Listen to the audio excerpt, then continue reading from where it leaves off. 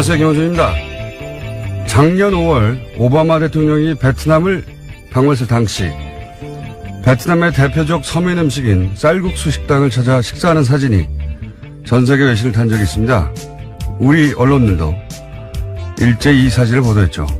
우리 언론들은 베트남 국민과 친밀감 높인 쌀국수 외교, 하노이 시민들 열렬히 환호 같은 해설로 이 사진을 보도했습니다. 대표적인 보수 매체인 TV조선은 소탈한 서민 스킨십에 허해를 담았다며 이 쌀국수 외교를 정말 부럽다고 보도했었습니다.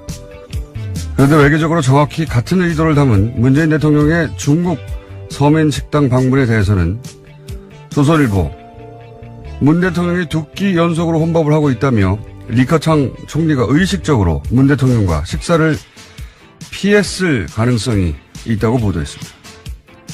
오바마의 서민 식당 방문을 그렇게 칭송하고 부러워하기까지 했던 매체가 문 대통령의 서민 식당 행보를 그렇게 철저히 혼밥 프레임으로 호도하는 걸 보며 그런 생각을 하게 됩니다. 그 긴 세월 보수가 집권해온 것이 그냥 된 게 아니구나. 참 악랄하다. 김원준 생각이었습니다.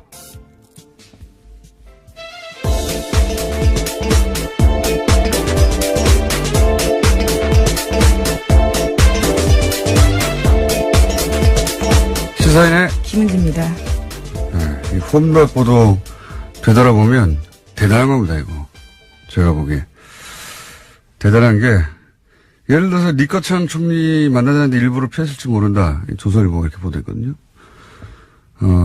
조선일보 되게 독심술 기사인데, 제가 분류하는 카테고리에 의하면 북한 관련 뉴스에 자주 등장하거든요. 예.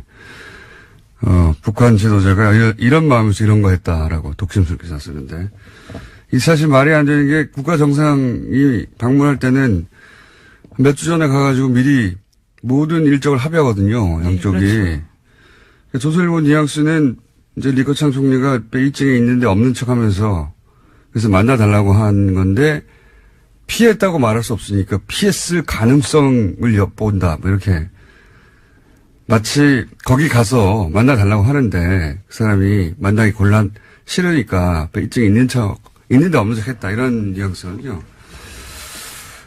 이게 말이 안 되는 게 말했지만 벌써 오래전에 합의한 일정대로 하는 거거든요. 예. 일정, 네. 정상 외교를 모르는 사전 조율을 이렇게 다 철저히 한다는 걸 모르는 이제 일반인들 현역하기 위한. 네, 오늘 아침 동아일보에도 강경화 외교장관 인터뷰를 한 게 있는데요. 서민 식당에서 시간 활용하는 것은 이번 방문의 한 목적이었다라고도 밝혔습니다. 너무 당연한 건데 마치 안 만나주니까 할 수 없이 혼자 밥 먹으러 왔다는 식의 뉘앙스로 보도하는 거잖아요. 이게 이 어떤 호도, 이 왜곡의 효과는 이 방중 외교를 초라하게 만드는 거거든요. 예. 혼밥, 이런 단어들과 함께 그 사진을 보면, 아, 대통령인데도 저희가 가지고 아무도 안 만나주니까 혼자 밥 먹는구나. 이거는 그냥 나온 프레임이 아니에요. 노무현 시기 같은 프레임이거든요. 예. 진짜 악랄한 겁니다, 이거. 네, 해당 베이징 식당에서는 오히려 문재인 대통령 세트가 생겼다라고 하는데요. 온라인에서도 주문 메뉴가 생길 정도라고 합니다. 이 오바마가 쌀국수집 갔다 온 다음에도 거기 명소가 됐거든요. 마찬가지예요, 사실. 오바마 때는 하노이 갔는데 왜 하노이를 갔냐면 클린턴 때 호찌민에 있는 쌀국수집을 갔거든요.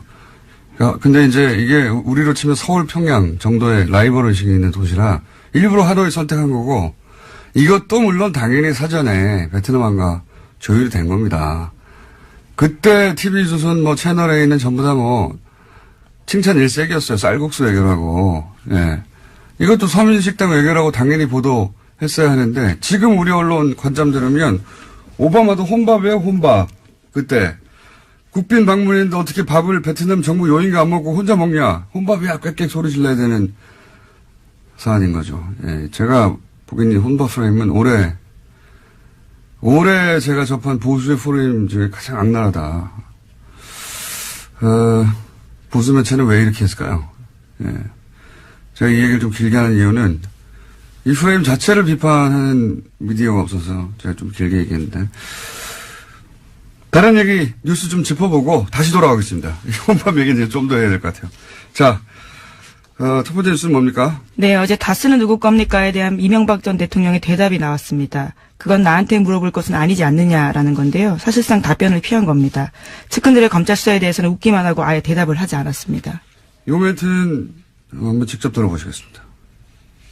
국민들이 지금 많이 궁금해하는 부분이 다스는 누구 거냐 이렇게 묻고 있습니다. 이 부분에 한 말씀 부탁드립니다. 그런 아닌데 물을 일은 아닌 것 같습니다.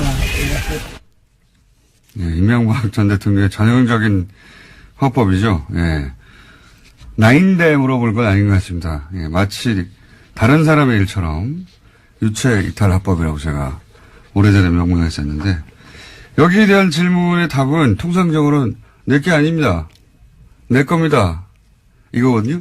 근데 이 MB 화법의 특징은 그거 왜 나한테 물어봐. 나하고 아무 상관없어. 이렇게 유체 이탈 화법.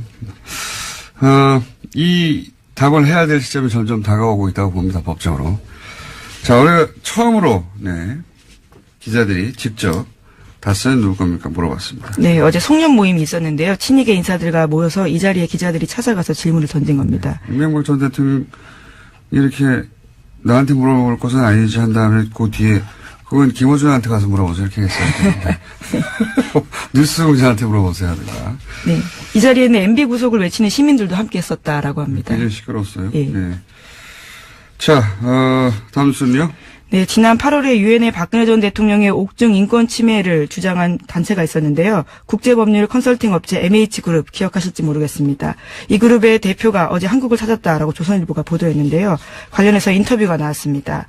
호세인이현 대표가 이미 구금 상태로 9개월째 재판을 받고 있는 박근혜 전 대통령의 인권 침해 문제를 공론화하고 법원과 정부 당국이 올바른 행동할 수 있도록 압박하기 위해서 왔다라고 주장하고 있는데요.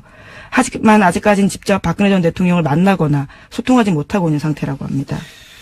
저는 최근 박근혜 전 대통령이 갑자기 이제 법정에도 안 나오고 변호사 접견도 거부하고 이런 표현 수감됐는데 이런 표현을 쓴다는 게 웃긴 일인데 수감 중 칩거에 들어갔죠. 수감 중 칩거에 들어갔는데 그 이유가 이거라고 봅니다. 애초부터. 그렇게 쭉 거부하다가 처음으로 만나는 사람이 저는 이 대표일 거라고 봐요. 예. 네, 이 대표의 주장이 그런 내용이 있습니다. 건강이 악화된 상태여서 재판부가 일시적 석방 또는 보석 처분해야 된다. 이렇게 주장하고 있습니다. 그러니까 이제 전부 다 거부하다가 이 후세인이언 이 사람을 만나서 이 사람이 이제 언론 플레이를 하고, 예. 이거는 헌법재판소에서 왜, 박근혜 전 대통령 측 변호인단이 변호를 안 하고 막 소리 지르고 퍼포먼스 하는 거하고 똑같은 일을 하고 있는 거, 이번에 다만 그 변호사는 이제 영국에 있는 사설 업체를 선정해서 하는 거죠. 이건 인권기관이 아니고 사설 업체입니다. 돈 받고 하는. 큰 신경 쓸 필요가 없습니다. 네, 이건. 다음 뉴스는요? 네, 어제 이재용 삼성전자 부회장의 항소심이 있었습니다. 이 자리에 박근혜 전 대통령의 문고리 3인방 중에 한 명인 안봉근 전 비서관이 증인으로 나왔는데요. 안 전 비서관은 박근혜 전 대통령과 이재용 부회장의 독대가 한 차례 더 있었다라고 증언했습니다. 지금까지 알려진 바는 3차례인데요. 그것보다 좀 더 빠른 2014년 9월 달에 있었다라는 겁니다. 직접 그림까지 그리면서 안가 구조도를 이야기했고요. 명함을 받아서 번호도 저장했다라고 주장했습니다. 이게 왜 중요하냐면, 이게 이제 의미를 정확하게 전달해줘야지 이게 중요한 이유를 알 수 있는 건데, 지금까지 삼성의 주장은 처음 만난 게 대구 창조경제혁신센터 개소식에서. 네, 2014년 9월 15일입니다. 잠깐 지나가는 정도 만났을 뿐인데, 이때 만나서 무슨 정유라 관련해가지고 승마 지원 약속을 하느냐. 이게, 변론의 핵심 중 하나였어요. 예. 근데 그 이전에, 3일 전에 불과. 미리 만났다는 얘기죠. 그러니까 이때 지금 삼성의 변호의 핵심 포인트 중에 하나인 첫 번째 미팅 때는 그런 얘기가 오갈 상황이 아니었다. 아주 짧게 만났다라고 주장하고 있거든요. 지원 시점이 중요한 건 최순실을 언제 알았느냐. 예. 근데 이제 그 관련해서 그 이전에 미리 만나 다 얘기했다. 승마 지원을 1차 만남 때 할 수 있었던 이야기할 수 있던 시간이 없었다고 하는 삼성의 방어 논리가 무너지는 거죠. 예. 그럼 굉장히 중요한 겁니다. 이건. 그래서 그 의미가 있는 거고요. 언제 한 번 더 만났다. 뭐 4번 만났든 5번 만났든 뭐가 중요하냐. 이렇게 생각할 수 있는데 그 의미는 짧게 만나서 승마 지원을 요청할 시간이 없었다를 뒤엎는 거죠. 삼성의 중요한 방어 논리거든요. 그리고 이제 여기에 이제 그 삼성식 변호인단이 명함을 줬다고 하는데 명함에 핸드폰 전화가 없다. 일반적으로 없는 명함을 쓰겠죠. 그런데 지금 핵심 실세를 청와대를 만나러 가서 안가에 갔잖아요. 거기 전화번호 썼겠죠, 미리. 혹은 전화번호가 있는 명함이 따로 있거나. 이건 방어 논리가 안 되는데 어쨌든. 네, 안봉근 전 비서관의 진술이 굉장히 상세합니다. 안 비서관이 안 만났는데 만났다고 해서 얻을 이득이 없잖아요. 예. 근데 삼성은 이로 인해서 잃을 게 굉장히 큽니다. 그런 내용입니다. 예. 그때 그렇게 짧게 만났는데 어떻게 지원을 했단 말인가. 삼성의 방어 논리의 중요한 포인트가 무너지는 거죠. 이렇게 되면. 그래서 한 번 더 만났다를 계속 보도하는 겁니다. 의미가 그거예요. 자, 다음 순요. 네, 어제 우병우 전 민정수석이 구속 이후에 처음으로 검찰청에 나와서 조사를 받았는데요. 혐의는 거의 부인한다라고 합니다. 그러면서도 국정원 직원들의 주장일 뿐이다라고 사실관계를 부인하거나 박근혜 전 대통령의 지시에 따랐을 뿐이다라고 책임을 회피하고 있다고 합니다. 특히 JTBC에 따르면 우 전 수석은 지난해 6월 과학계 블랙리스트를 작성한 것도 박근혜 전 대통령이 지시였다라고 주장한다고 합니다. 지금 이제 전부 다 이 방향으로 전체적으로 가고 있어요. 박근혜 전 대통령한테 다 미는 방향으로. 실제 판결도, 그런 방향으로 가고 있죠. 예. 박근혜 전 대통령의 중형을 피할 수 없다고 본 것 같아요. 전반적으로. 전략 전체가 그렇게 가고 있는 것 같습니다. 이거는, 여기서의 전략은, 사법부의 전략이나 혹은 검찰의 전략이 아니라 박근혜 전 대통령 측 혹은 그쪽 사이드, 요건 좀 자세히 얘기해야 될 것 같으니까. 여하간 전반적으로는 다 박근혜 전 대통령이 미는 방향으로, 다시 한번 제가 이거는 내일든 모레든, 얘기를 해야 되겠고. 다음 뉴스는 뭡니까? 네, 지난해 독일 검찰이 최순실 씨의 탈세와 자금 세탁 혐의를 수사한다라는 소식이 알려진 바가 있는데요.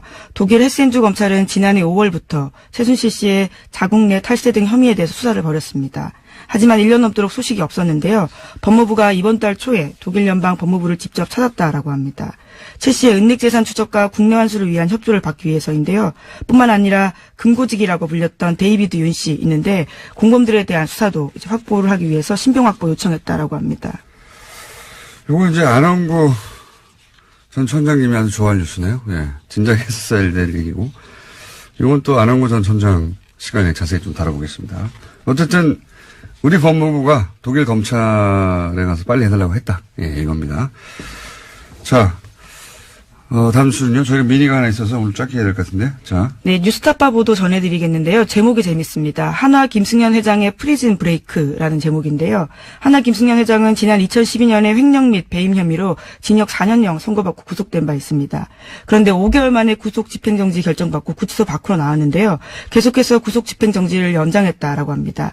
그런 다음에 서울대병원 특실에 입원한 상태에서 최종심 선고를 받아서 결과적으로 징역 3년에 집행유예 5년 받고 구치소 돌아가지 않은 채 풀려났다라고 하는데요. 이와 같은 구속 집행정지와 연장 결정에는 여러 가지 의혹이 있다라고 합니다. 이거는 말이죠. 제가 한번 따로 다뤄야 되겠습니다. 네, 내일 다시 한번 뉴스를 브리핑해 주세요. 왜냐하면 진짜 재밌는 사건이거든요. 이거를 구치소장이 건의를 했어요. 무려. 구속 집행정지를 위해서. 예. 그러니까 이거는 보통 수감자가 하는 건데 여기는 수감자가 직접 나서지 않고 구치소장께서 직접 건의를 했고 그리고 중간에 많은 과정이 있는데 핵심 뭐냐면 치매를 앓고 있다고 알츠하이머 앓고 있다고 해가지고 풀어준 거거든요. 결국은. 예, 그런 주장을 하는 교수가 재판에 나타난 겁니다. 네. 알츠하이머는 불치병으로서 계속 나빠지는 거예요. 예. 지금 멀쩡히 잘 있지 않습니까? 말도 안 되는 건데 이거 따로 한번 다뤄보겠습니다. 네. 아주 재밌습니다. 네. 이 사안을 좀 자세히 들여다보면 저도 당시에 왜 이렇게 풀려났지 해서 좀 들여다본 적이 있어요. 굉장히 재밌는 사건이고 저희가 미니로는 이 혼밥 관련해가지고 혼밥 이야기가 끝나지 않았어요. 그래서 다시 한번 미니로 연결해서 다룰 생각인데 어젠가요? 종편에서는 아직도 계속해서 혼밥 얘기를 하고 있는데 어제 채널A에서 이렇게 보도했어요. 오바마 얘기가 또 나오니까 오바마 혼밥하고 다른 것은 오바마는 혼밥이 아닌 것은 오바마 서민식당에 가서 서민들과 막 소통하고 그랬는데 우리는 소통이 없었다는 거예요. 이거 거짓말입니다. 오바마 때 사진 돌아다니는 거 보세요. 당시에 그때 오바마는 브루댕이라고 하는 유명한 미국의 셰프하고 같이 가가지고 둘이 앉아있는 연출이거든요. 그 사진 보면은 그 식당 안에 있는 베트남 사람들은 마치 오바마가 없는 척하고 밥 먹고 있어요. 미국 대통령이 와서 앉아있는데, 그러면서 BBC가 한번 보도한 적이 있는데, 이 테이블 위에 음식 배열이 너무 대칭이다. 완벽하게. 그리고 젓가락에 가지런하고 하고 너무 연출이 심한 거 아니냐. 뭐 이런 식의 보도가 있었는데, 대화 안 했어요. 그 사람들하고 대화 안 통하잖아요. 당연히. 그러니까 혼밥을 아직도 포기하지 않고 계속 보도하는 겁니다. 이 목적이 뭐겠어요? 사실 문재인 홀대를 당했다 할 때 홀대 행위의 주체가 중국이지 않습니까? 이 문장에.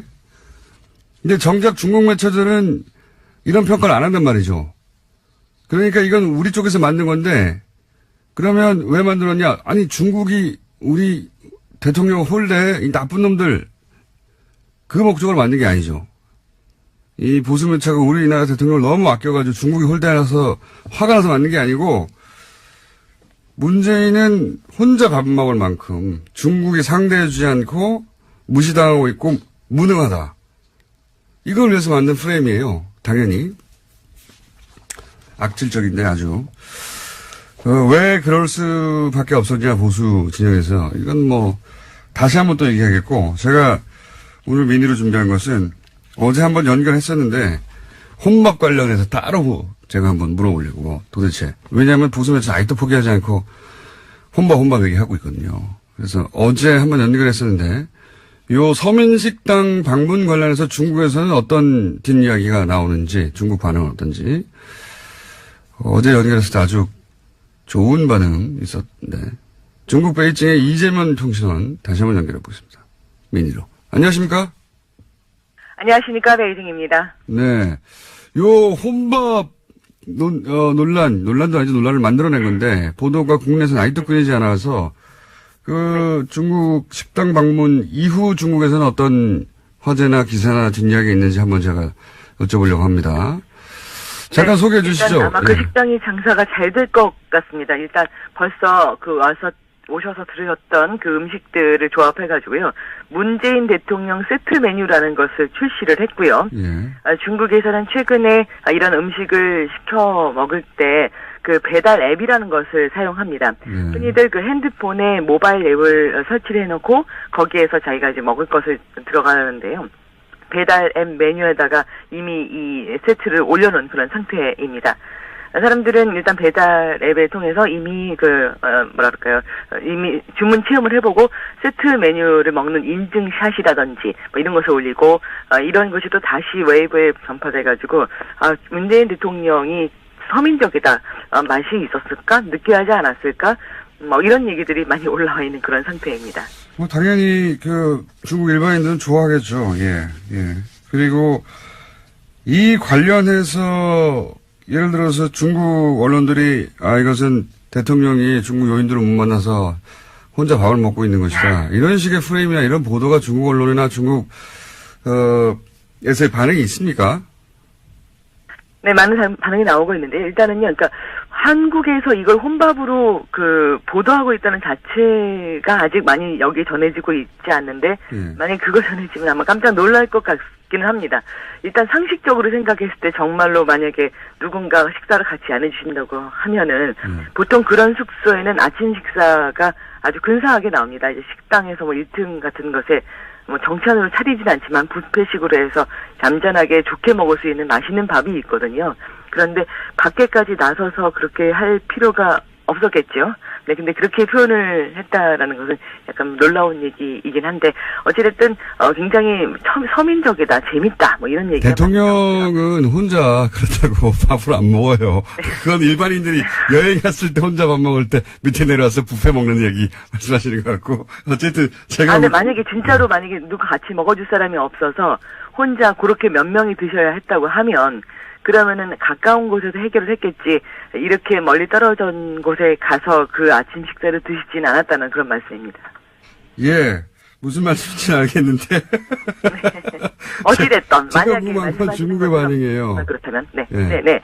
자, 그래서 일단은 여기에서 얘기한 거는 그렇게 얘기하고 있습니다. 여기 아침에 와서 드실 때 케첩을 찍어 먹고 있었다는 것도 굉장히 뉴스의 제목으로 떴습니다. 케첩이요? 이게 아침에요, 그 여우티아오라는 것이 좀 튀김빵이거든요. 그냥 꽈배기라기보다는 기름에 튀겨낸 빵이기 때문에 보통 한국 사람이 먹기에는 약간 느끼한 맛이 있는데, 그러다 보니까 창의적인 한국식 방법으로 여우티아오를 먹고 있었다. 뭐 이런 것들이 나오고요. 다 못 먹은 샤오롱바오, 즉 그 만두를 한 2개 정도, 2접시라고 표현할까요? 그 찜통째로 중국 사람들 놓고 먹는데, 그 찜통에 먹고 남은 것은 포장을 해갔다. 뭐 이런 얘기가 올라가 있습니다.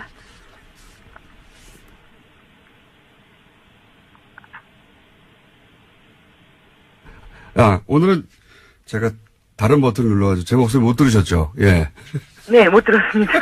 깜짝 놀랐어요. 제가 다른 버튼을 눌러서 죄송합니다. 예. 제가 PD하고 중간중간 얘기를 하는데, 네. 네. 버튼을 거꾸로 눌렀어요, 제가. 네.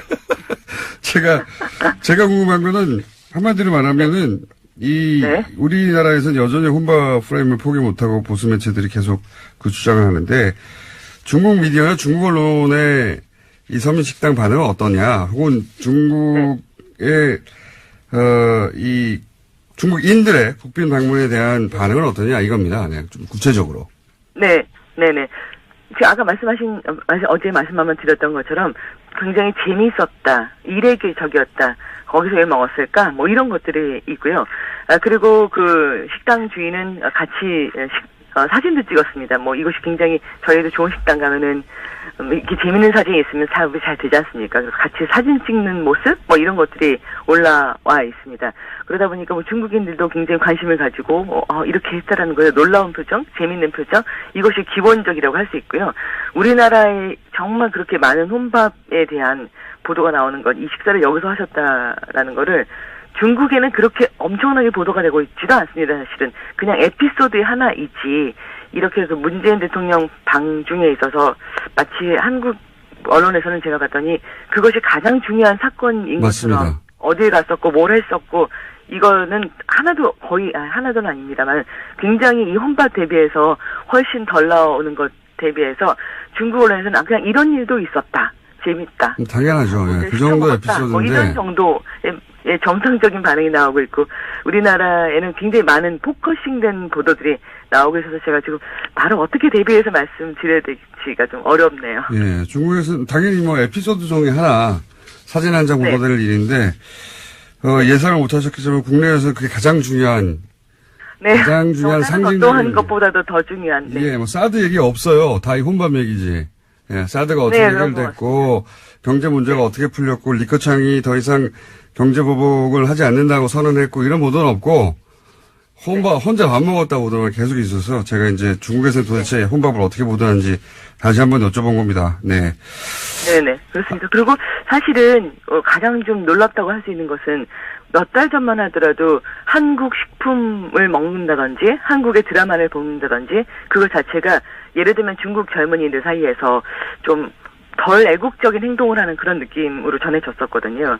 그 예를 들어서 그 왕홍들이 굉장히 많아서 한국 식품에 대한 이제 어떤 모델로 많이 활동을 했었는데, 왕홍을 섭외해서 우리 식품을 뭐 우리의 그 어떤 뭐 고추장을 뭐 우리의 라면을 홍보해달라라는 것을 부탁하면 왕홍들이 다 거절을 하고, 난 그런 감히 못한다, 얼마나 언론의 비난을 받으려고 내가 그런 것을 하느냐, 이렇게 해서 거절을 많이 했었고요. 그런데 이제 일부 정말 아주 친하게 오래 했던 그 왕홍한테 그런 부탁을 했을 경우는 많은 사람들이, 다 젊은이들이 올리는 건데, 아직도 한국 식품에 대한 거를 갖다가 이렇게 홍보를 해주고 있는 거야? 이런 감정 섞인 그런 비난의 글이 많이 올라왔습니다. 그런데 이런 상황 속에서 정말 몇 달 지나서 이렇게 문재인 대통령 세트 메뉴가 올라갔다는 사실, 그리고 그 사실이 다시 언론에 이렇게 됐다, 지금 이렇게 되게 특이한 사항으로 보도되고 있다는 사실이 저는 굉장히 격세의 지감을 느끼게 하는 부분입니다. 아마 한국에 계신 분들이 잘 이제 못 느끼고 계실 수 있고, 어찌하면 아마 혹시라도 그 어떤 혼자 드신 거에 대해서 너무 걱정이 돼서도 그렇게 많이 말씀하신 분들도 있을지 모르겠지만, 예, 일단은 그렇습니다. 중국인들은 한국인에 대해서 경제적으로는 우리와 뜨겁고, 하지만 정치적으로는 우리에게 거리감을 느끼는 그런 사람들이다라고도 표현을 많이 합니다. 그러니까 쉽게 말하면 그 중국에 수출하는 것 등이라든지 경제 교류하는 것에는 관심이 많지만 안보적이나 뭐 외교적인 사안이 발생하면 언제나 기꺼이 미국의 편에 서는 사람들, 이렇게 느끼는 것이 상당히 오랫동안 있었던 막연한 그런 느낌이었는데요. 아직 전화 안 끊어졌죠? 네. 제가 이 얘기가 좀 길어진 것 같아가지고, 예. 그런데 이제, 네, 그래서 이 방중으로 그 분위기가 좀 바뀌었다, 이런 얘기인가요? 그렇습니다. 많이, 이렇게 그랬었죠. 그러니까 그렇게 저희의 한국인에 대해서 그런 서운함이 있는 면이 있었는데, 그러다가 이제 사드라는 것은 갑자기 자신들한테 어떤 뭔가 전해지지 않은 상태에서 나타났던, 갑작스런, 이런 일이라고 생각을 했고, 그러다 보니까, 예를 들면, 내가 그토록 한국 드라마와 노래에 열광을 했는데 한국인들은 중국에 통보도 없이 어느 날 갑자기 사드를 배치했다라는 어떤 그런 감정이 존재했던 그런 것이죠. 그래서 이번 문재인 대통령이 방중을 놓고서 중국 언론들이 방향성이 어떻게 중점이 되냐면 문 대통령이 중국에게 친밀감 있게 다가가고 있다라는 메시지를 전하고 있다고 저는 느껴집니다. 그래서 그렇게 언론이 얘기를 하면서 이제는 다시 한국과 잘 지낼 시기가 되고 있다라는 그런 신호가 오는 듯한 느낌들. 그래서 저는 이렇게 올라갔다는 자체가, 이런 메뉴가 나타났다는 자체가 매우 이채롭다고 생각하고요. 알겠습니다. 네. 오늘은 여기까지 하겠습니다. 안타깝습니다. 네. 제 부족한 부분 다시 한번 연결하기로 하고요. 오늘은 미니라서. 네. 여기까지 듣겠습니다. 감사합니다. 네, 감사합니다. 네. 중국 베이징 이재민 통신원이었습니다. 네. 특설이 준비됐습니다. 소개드리겠습니다. 현직 경기도지사 남경필 지사 나오셨습니다. 안녕하십니까. 디펜딩 챔피언 남경필. 디펜딩 챔피언. 현직 훨씬 작은 성남시의 시장 이재명 시장님 나오셨습니다. 네, 반갑습니다. 이재명입니다. 예. 두 분을 저희가 모시고 오늘 2부, 3부 이어서 생방송으로 게다가 TBS 페이스북, 네. 유튜브에서 지금 라이브로 방송이 되고 있습니다. 유튜브로 오신 분들은 보실 수 있고 페이스북에서 또 이 두 분의 얼굴을 보실 수 있습니다. 직접. 오늘 규칙은 말이죠. 예, 이 공평하게 하기 위해서 한 번 답하고 한 번 질문하고 한 번 질문하고 한 번 답하고 로 하면 재미가 없잖아요. 딴 데서 다 그렇게 하는데 저희는 그런 거 없고 일종의 개싸움 시키겠다 그런 취지 같아요. 그렇죠. 그럴 수는 없잖아요. 근데. 막싸움. 예. UFC. 여기 다 철망에 쳐져 있어요. 네. 네. 도망갈 데도 없고 규칙도 없고. 본론으로 들어가기 전에 왜냐하면 두 분이 제가 CBS에서 전화로 하시는 건 한번 들었습니다. 네. 전화 연결해서 하셨더라고요. 네. 근데 이제 전화 연결이다 보니 그랬겠지만 한 번 하고 한 번 발언 기회 주고 이렇게 진행했는데 오늘은 그런 게 전혀 없고 그리고 CBS에서는 정책만 가지고 두 분이 점잖게 얘기를 하셔가지고 나는 저렇게 하면 안 되겠다. 자, 첫 번째 질문은 두 분 공통하게 드리는 건데 누구든 먼저 답하셔도 됩니다. 이 하셔야 되고 남 하셔도 되고. 네. 닷은 누구 겁니까? 개거. 지거.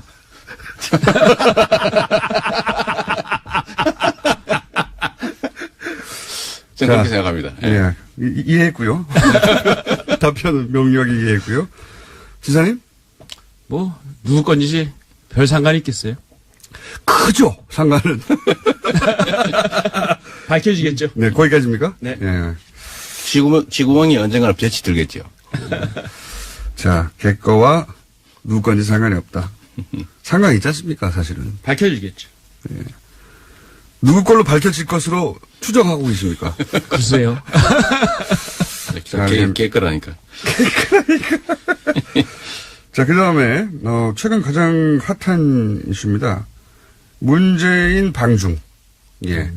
홀데이인가 아닌가, 혼밥인가 아닌가. 네. 막 몇 가지 프레임 붙였잖아요. 예. 요거 먼저 하시겠습니까? 뭐 상관없죠. 저는 주로 야당과 이제 보수 언론이 그런 문제 지적하잖아요. 근데 제가 보면 그 옆집하고 싸움해가지고 관계 다 틀어지게 해놓고 그러니까 옆집이 화가 나가지고 애들 학교 가는 거 자꾸 때리고 막 길 막고 하는데 이제 그거 해보려고 새로운 가장이 옆집하고 타협하러 갔는데 말이에요. 그렇게 만든 사람들이 왜 옆집 가가지고 기분 나쁘게 가가지고 말이지. 저쪽이 잘 대해주지도 않는데 이런 소리 하는 거 똑같아요. 네, 혼자 밥 먹고 왔냐.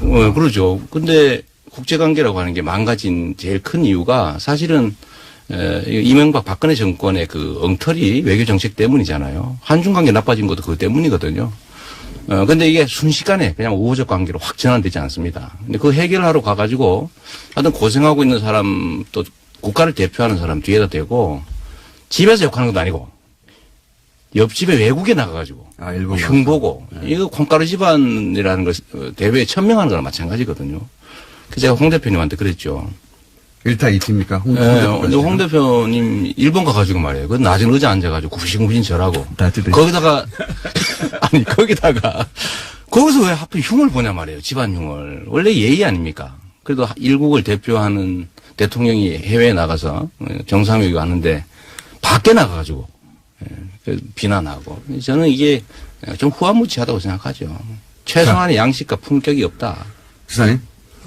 이 문제는 사실 농담이나 장남처럼 할 일이 아니라고 봅니다. 왜냐하면 이게 외교 안보 문제이기 때문에 우리 생존의 문제인데요. 네. 사실 뭐 대통령 혼자가 홀대받은 게 아니죠. 이건 개인의 문제가 아니고요. 일단 홀대는 맞다. 저는 홀대받았다고 봅니다. 근데 그건 상당히 자초한 측면이 있어요. 왜냐하면 대통령께서 중국에서는 이걸 어떻게 보냐면 말이 왔다 갔다 한다고 봐요. 사드를 철회하겠다고 한 약속을 지키지 않았다고 보는 거거든요. 그러다 보니까 신뢰가 없다라고 생각을 하는 거고 또 하나는 중요한 게 있는데 미국과의 관계가 지금 틈이 벌어지는 것처럼 보니까 한국이 힘이 없어 보이거든요. 그러니까 자꾸만 이 한국에 대해서 우리나라에 대해서 상당히 약하게 보고 우습게 보는 측면이 있다. 그래서 중국이 홀대했다. 혼밥은 어떻게 보세요, 그럼? 말 나온 김에? 그것도 이런 거예요. 중국하고의 외교를 좀 해본 분, 저도 많이 해봤는데요. 중국에선 밥같이 먹는 게 굉장히 중요합니다. 그러니까 예를 들면 대통령께서 국빈 만찬 같은 걸 충분히 하고 나셔서 아침에 서민식당 가셨으면 굉장히 좋았을 텐데 만찬은 한 번밖에 없는데 혼자 식사를 하시니까 그게 참 제가 보기에도 참 좀 안타깝고 좀 솔직히 화가 좀 났어요. 오바마 서민식당 혼자 간 것과는 어떻게 다른 거죠? 다르죠. 왜냐하면 아까 말씀드린 대로 오바마 대통령 일본 가거나 한국 오거나 그러면 만찬이 굉장히 많아요. 근데 이번에는 그 며칠 동안 딱 한 번 있었거든요. 그러고 혼자 드시니까 아쉬웠다는 거죠. 제가 이 얘기 한번 하고 싶은데요. 이 박근혜 대통령이 해외에 가면 아무것도 하는 것 없이 망신만 사는데도 갔다 오면 지지율이 올라요. 원래 그랬거든요. 그 정상의 외교 순방 효과라는 게 있죠. 항상. 그러니까. 그런데 언론들 그때는 막 띄워주니까. 근데 지금은 가면 언론 탓은 좀 심한 것 같습니다. 이건 국민들이 사소한 어떻게 거를 느끼느냐의 문제. 아유, 좋습니다. 막 끼어드시는 거. 아주 무례하고 좋아요. 네, 원하셨잖아요. 그래서 말할 때는 좀 기회를 주세요. 근데 지금은 보면 이 사소한 것들을 꼬투리 잡아가지고 어쨌든 이게 껄끄러운 관계를 해소하기 위해서 노력하는 과정에서 생기는 그 사소한 마찰들. 이런 걸 막 침소봉대해가지고 이게 마치 전부인 것처럼 얘기해서 지금 우리가 중국 가서 거둔 성과가 있잖아요. 사실 메인이 그거 아닙니까? 메인은 대중관계 개선이거든요. 예를 들어 사드 보복 철회라든지 관계 정상화라든지 북핵 문제에 대한 일정한 합의를 끌어내는 게 이게 메인인데 이런 성과들은 다 뒤로 젖혀놓고 그거에 이르기 위한 치열한 노력, 도중에 벌어진 사소한 갈등들 또는 예를 들어 마찰 이런 것들을 막 침소봉대하는 거예요. 혼밥은 옳지 그건 않죠. 아니었던 것 같고 아마 지금 말씀하신 사소한 갈등이나 다른 걸 말씀하신 것 같은데. 근데 과연 네. 성과가 뭐가 있나요? 외교 성과가 지금은 제일 중요한 건요. 네. 한반도에 전쟁을 일으킬 가능성을 줄여주는 거고요. 북한 핵 문제를 해결할 실질적인 중국의 역할에 대한 약속인데 과연 뭐가 있었죠? 그게 가가지고 단방에 예를 들어 북한이 핵 폐기하는 결과를 만들 수 있습니까? 그건 아니죠. 아니, 북한 문제에 대해서 예를 들면 잘 싸우시나요, 일종의 저거. 공조라고 하는 걸 만들 수 있는 토대를 만든 거예요. 무슨 토대를 만들어요? 아니, 예를 들면 일정한 합의들을 끌어내지 않습니까? 대북 문제에 대해서. 오히려 사드에 대해서 계속 요구를 받고 하여튼 산불에 대해서 약속한 거를 또 요구받고 이런 사실은 이거는 외교란이 너무 취약해요. 그래서 이번에 실력을 다 보여줬습니다. 제가 우리 남 지사님한테 하나 여쭙고 싶은 게 이런 지점이죠. 지금 말씀 예를 들면 제 입장이 100% 옳다는 것도 아니고 남 지사님 100% 틀리다고 말하지는 않는데 왜냐하면 남 지사님은 과거에 이명박 박근혜 정권 때 뭐 하셨어요? 여당의 핵심적인 지방자치단체장이었잖아요. 박근혜 대통령 나와서 지금 나라 엉망으로 만들었는데 그때도 가만히 계셨는지 정말 궁금해요. 아니, 해외에 나가서 얼마나 망신스러운 일 많이 했습니까? 이 박근혜 대통령이. 예를 그때 들어보시죠. 아니, 오바마가 뭐라 그러는데 말도 못 알아듣고 두 분 엉뚱한 혹시 소리 한다든지. 짝대기 같은 거 필요하십니까? 아니, 예를 들면 아무 문제가 없다고 생각하시면 할 말 없는데.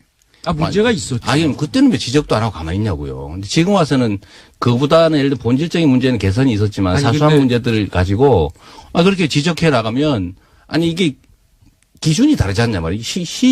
시기에 따라서 입장이 다른 건 문제예요. 아니, 그럼 우리 시장님께서는 이번에 문재인 대통령 하시는 건 또 다 칭찬하시더라고요. 또 약간 부족한 거 거의 있겠죠. 뭐 부족한 말씀을 제가 왜 굳이 제가 그 얘기를 해야 되냐고요. 그러니까요. 잘 되게 해야지. 잣대가 바뀌냐는 얘기를 아니지. 아까는 박근혜 대통령하고 문재인 대통령을 동일 선상에 놓고 비교하지 마세요. 그 사람은 악의를 가진 사람이고 저는 이쪽이 선의를 가졌다고 봐요. 아니요, 그건요. 아직 이제 임기가 시작되는 순실이 기억 안 나시나 봐. 정말 잘 될 수 있도록 얘기를 해주시는 게 필요하죠. 잘 되도록 하는 것은 박근혜 대통령에 내부적으로 하면 되죠. 대한 비판을 하시듯이 그렇다면 그 말씀이라면 문재인 대통령에 대해서도 뭐가 그렇게 잘한 잘못했나요? 잘못한 것을 얘기를 하셔야죠. 아니, 뭘 잘못했어요? 요번에 예를 들면 방중이 과연 청와대에 얘기한 것처럼 120% 성과가 있었다. 이런 건 아니죠. 아니, 120%인지 119%인지 모르겠지만 상당한 성과가 있는 사실이죠. 중국하고 그럼 한국 어떤 걸 관계가 예를 들면 어떤 성과가 있냐고 여쭤보는 아니, 경제 제재 문제에서 얼마나 심각하게 갈등했어요. 취임한 후에 만나주지 않으려고 그랬잖아요. 그거를 중국과의 해결하고 어쨌든 만나잖아요. 경제 제재 같은 경우에는요. 중국 경제 제재 그거 우리 그렇게 무섭게 생각할 일이 아닙니다. 명동에 손님이 다 끊어졌는데 그게요. 명동의 손님이 끊어진 문제를 가지고 아니, 현대자동차 매출이 줄어가 망하게 생겼는데 자, 뭐 보세요. 중요하지 않아요. 현대자동차의 매출이 준 거는요. 중국과의 관계도 있지만 기본적으로 있다고 해외 다른 나라에도 마찬가지입니다. 있잖아요. 그러니까 있는 건 인정하세요. 그것 때문에 지금 안보 문제를 이렇게 양보하는 게 맞다고 봅니까? 뭘 양보했어요? 산불 정책 이건 명백한 양보죠. 뭔 양보예요? 당연히 나라가 해야 될 일이죠. 그래요? 아니, 산불 그럼 정책이요? 당연히 일본하고 군사 동맹 할 겁니까? 그거를 왜 뭐 미래에 대한 MD 체제에 우리나라를 편입시킬 겁니까? 아니 미래에 대한 가능성을 당연히 왜 알지. 다룹니까? 그건 외교에 대한 사드 그럼 추가 배치해야 됩니까? 외교에 대한 지나친 저는 자, 자국 잠깐만요. 이해라고 입장에서 생각합니다. 잠깐만요. 당연히 예. 해야 될 얘기를 한 것뿐이에요. 제가 아주 원하던 그림입니다. 뭐 한마디만 하면 두 분이 그냥 저희가 잠시 후에 3부로 넘어가는데 중간에 쉬는 시간 10분이 있거든요. 네. 그때 글러브를 가져오겠습니다. 그냥 해도 됩니다. 자, 중국 이야기는 이 정도로 하고 결론이 안 날 사안이니까 워낙 또 할 얘기가 많습니다, 오늘. 그래서. 근데 이제 정책 이야기는 저는 3부로 밀어놓고 오히려 두 분께서 그동안 여러 차례 만났는데 한 번도 하신 적이 없는 정치적 사안들을 먼저 여쭤보려고 하는 거였거든요. 예. 또 한 가지 이제 정치적 사안, 이 국내 정치 관련해서 제가 또 여쭤볼게요. 지금 바른정당과 국민의당이 어쩌면 크리스마스 때 통합선언을 할지도 모른다는 보도까지 나올 정도로 통합이 진전되고 있습니다. 그런데 국민의당 내부에서는 명백히 반대하는 분들도 있습니다. 지사님은 사실은 당사자 정당에 계시니까 더더욱 할 얘기가 많으실 것 같고, 시장님은 이제 남의 일이지만 내일 같은. 왜냐하면은 좋은데 표현이. 왜냐하면 합쳐가지고 더 센 네네네. 후보가 나오면, 예, 본인이 되니까요. 요 통합의 사안에 대해서는 어떻게 보십니까? 이 안철수, 여기서 특히 안철수 대표에 대한 평가도 곁들여져 주시면 좋겠습니다. 네, 그 말씀드리기 전에 아까 제가 우리 이재명 시장님의 말씀에 대해서 제대로 방어하지 못한 이명박 박근혜 대통령 시절에 저는 야당 의원 지사로서 상당한 고충을 겪으면서도 할 말은 많았다. 여당 내 야당이었다? 그렇습니다. 예, 알겠습니다. 분명히 말씀을 드리고요. 예. 결국은 지방선거 전에 야권을 통합할지 아니면 대통령 선거나 국회의원 선거를 앞두고 통합을 할지 그 선택의 문제라고 봐요. 결국은 문재인 대통령께서 연정과 같은 통합의 정치를 하지 않으셨기 때문에 결국 여야 대결로 가고 있습니다. 그럼 1대1 대결 구도를 만들려고 할 거고요. 그런 의미에서 보자면 지금 자유한국당과 바른정당의 통합 후 국민의당과의 연대일 것이냐 아니면 바른정당과 국민의당의 통합 후 자유한국당과의 연대일 것이냐 이 선택의 문제라고 보기 때문에 어느 방향으로든지 야권 통합의 방향으로 갈 겁니다. 보수 재편의 큰 움직임 속에 그렇죠. 그래서 뭘 먼저 하느냐의 문제일 뿐이다. 그게 어디까지 이루어질지는 모르겠으나 하여튼 그 방향으로는 계속 갈 것이라고 봅니다. 그 가운데 안철수 대표에 대한 평가는요? 굉장히 지금 저돌적으로 잘하고 통합을 있다. 요구하고 계신데요. 일단 집안 사정이 녹록치 않은 것 같아서 지금 지켜봐야 되겠어요. 안철수 대표가 그러니까 어쨌든 통합 드라이브는 잘 걸고 있고 대단한 의지로 제대로 하고 있다. 나름대로의 생존과 관련된 전략이겠죠. 알겠습니다. 저는 뭐 앞으로 정계 개편 또는 뭐 예를 들면 야권의 연대 이런 거와 관련해서는 저는 1대1 구도가 만들어질 거라고 보죠. 결국은. 왜냐하면 소위 진보는 분열로 망하고 보수는 부패로 망한다 이런 얘기 했잖아요. 그건 뭐냐면 보수는 이익 중심의 결합을 한다는 뜻이고 진보는 가치 중심의 사고를 한다는 뜻인데요. 이 가치 때문에 분열하는 이 진보조차도 선거 때가 되면 소위 단일화, 연대, 통합을 합니다. 근데 예를 들면 이익이라면 정말 목숨도 바치는 그런 보수 진영, 가짜 보수들이죠. 목숨 사실은. 빼고 바치지 않습니까? 뭐 목숨만 빼고. 하여튼 그런 이제 소위 우리나라의 좀 가짜 보수들 입장에서는 이익 때문에 분열 상태를 방치할 리가 없어요. 결국은 자기들한테 이익되는 방향으로 간다. 되긴 될 것이다. 최강의 형태는 아마 통합일 테고요. 안 되더라도 연대는 할 거고, 정말로 안 되더라도 후보 단일화 정도는 해 나갈 거라고 보죠. 그래서 결국 1대1 구도가 만들어질 거라고 봅니다. 이 움직임을 주도하고 있는 안철수 대표에 대한 평가를 하시자면 또? 뭐 그분이 원래 뭐 많이 왔다 갔다 하시니까.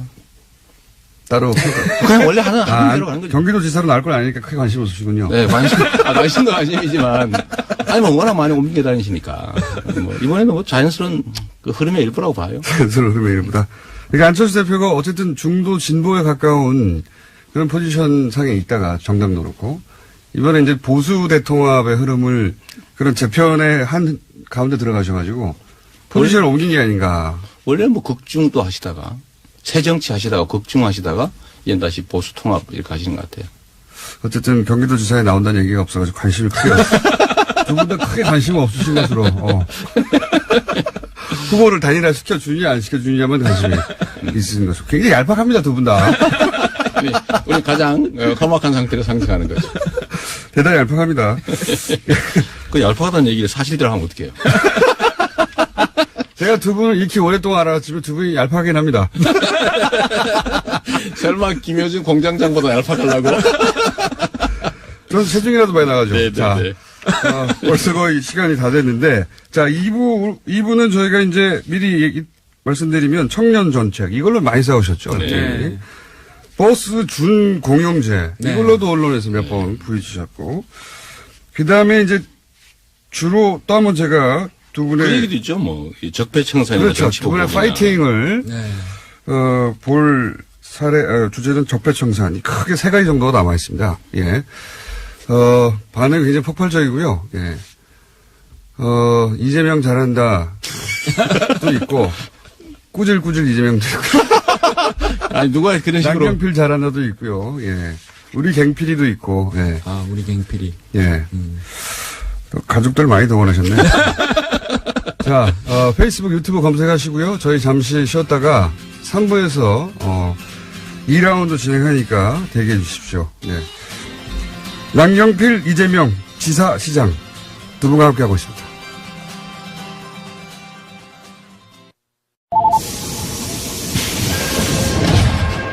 줄임문 닫습니다. 닫습니다. 김어준의 뉴스 공장. 보통은 전국에 계신인데 전 세계에 계신 청취자 여러분. 네. 여기는 상암동 특설링입니다. 네. 페이스북과 유튜브로 생중계되고 있는 빅매치. 청코너 디펜딩 챔피언 남경필 지사 나와 계십니다. 그리고 홈코너 부준자 랭킹 1위. 예. 우리 링 밑에 있어요, 아직도. 자, 이재명 시장 나오셨습니다. 3부에서는, 예, 우선, 다른 얘기 전에 정책 얘기 두 가지 정도, 두 분이, 다른 미디어를 통해서도, 부딪혔던 정책 이야기 두 가지를 하고 또 정책 산으로 넘어가 보겠습니다. 우선 이제 청년 정책 때문에 두 분이 가장 먼저 붙이셨는데, 지사님이 내놓은 청년 정책으로 저희도 한번 다룬 적이 있는데, 두 분이 부딪혔어요. 우선, 지사님의 청년 정책을 직접 지사님부터 들어보겠습니다. 일단 이재명 시장님한테 감사를 드려요. 일단 제 정책에 관심을 갖고 비판을 해주셔서 많은 분들이 알게 됐고요. 사실 깜짝 놀랐습니다. 왜냐하면 저를 포퓰리즘으로 이 시장님이 공격하실 줄은 잘 몰랐는데요. 쉽게 얘기하면 힘든 청년들과 힘든 중소기업을 지원을 해서 청년들에게는 상당한 정도의 자산 형성과 수익을 보장하자. 최대 1억까지. 그렇습니다. 예. 그리고 중소기업에게는 지금 일자리가 비어 있어서 걱정인데 아주 좋은 청년들이 중소기업으로 올 수 있게 하자. 그래서 일자리 정책이자 복지 정책을 내놓은 겁니다. 자, 여기 대해서. 저는 우리 청년들이 어려우니까 청년을 위한 복지 정책 필요하다고 보고요. 예를 들면 기업 지원 정책도 필요하죠. 그런데, 세부적인 정책이 있어서, 예를 들면 지사께서 하시고 계신 그 복지 포인트, 120만 원 정도 지급하는 거라든지, 약 1,000만 원 정도, 이렇게 목돈 만들도록 지원하는 거 무조건 좋다고 생각해요. 근데 그것까지는 좋은데, 1억만 들어주는 거, 이게 문제입니다. 이거는 한 4가지 정도의 문제가 있는데요. 첫째로 정책이라고 하는 것은 기본이죠. 행정학과에 나오는. 정책은 지속성이 있어야 돼요. 한 번 하고 끝나는 건 정책이라고 하기 어렵죠. 두 번째는 복지정책이라고 하면 금액이 적절해야 돼요. 너무 과하면 안 되죠. 왜냐하면 세금으로 주는 거니까. 세 번째는 대상자가 어느 정도는 있어야 됩니다. 적정 비율이 필요하죠. 예를 들면 우리 보통 복지정책을 70% 할 거냐 전부 할 거냐 이런 논쟁을 하지. 예를 들면 경기도 청년이 300만 명 가까이, 200만 명 가까이 되는데 그중에 내년에 10,000명만 뽑아서 이 10,000명이면은 0.3% 정도 되거든요. 무엇의 0.3%입니까? 대상자 이 청년. 저게 저는 잘못했다는 잠깐만 거죠. 제가 말씀 마저 좀 드리면 아니, 나중에. 그러니까 어쨌든 룰이 없던데. 아니 그렇죠.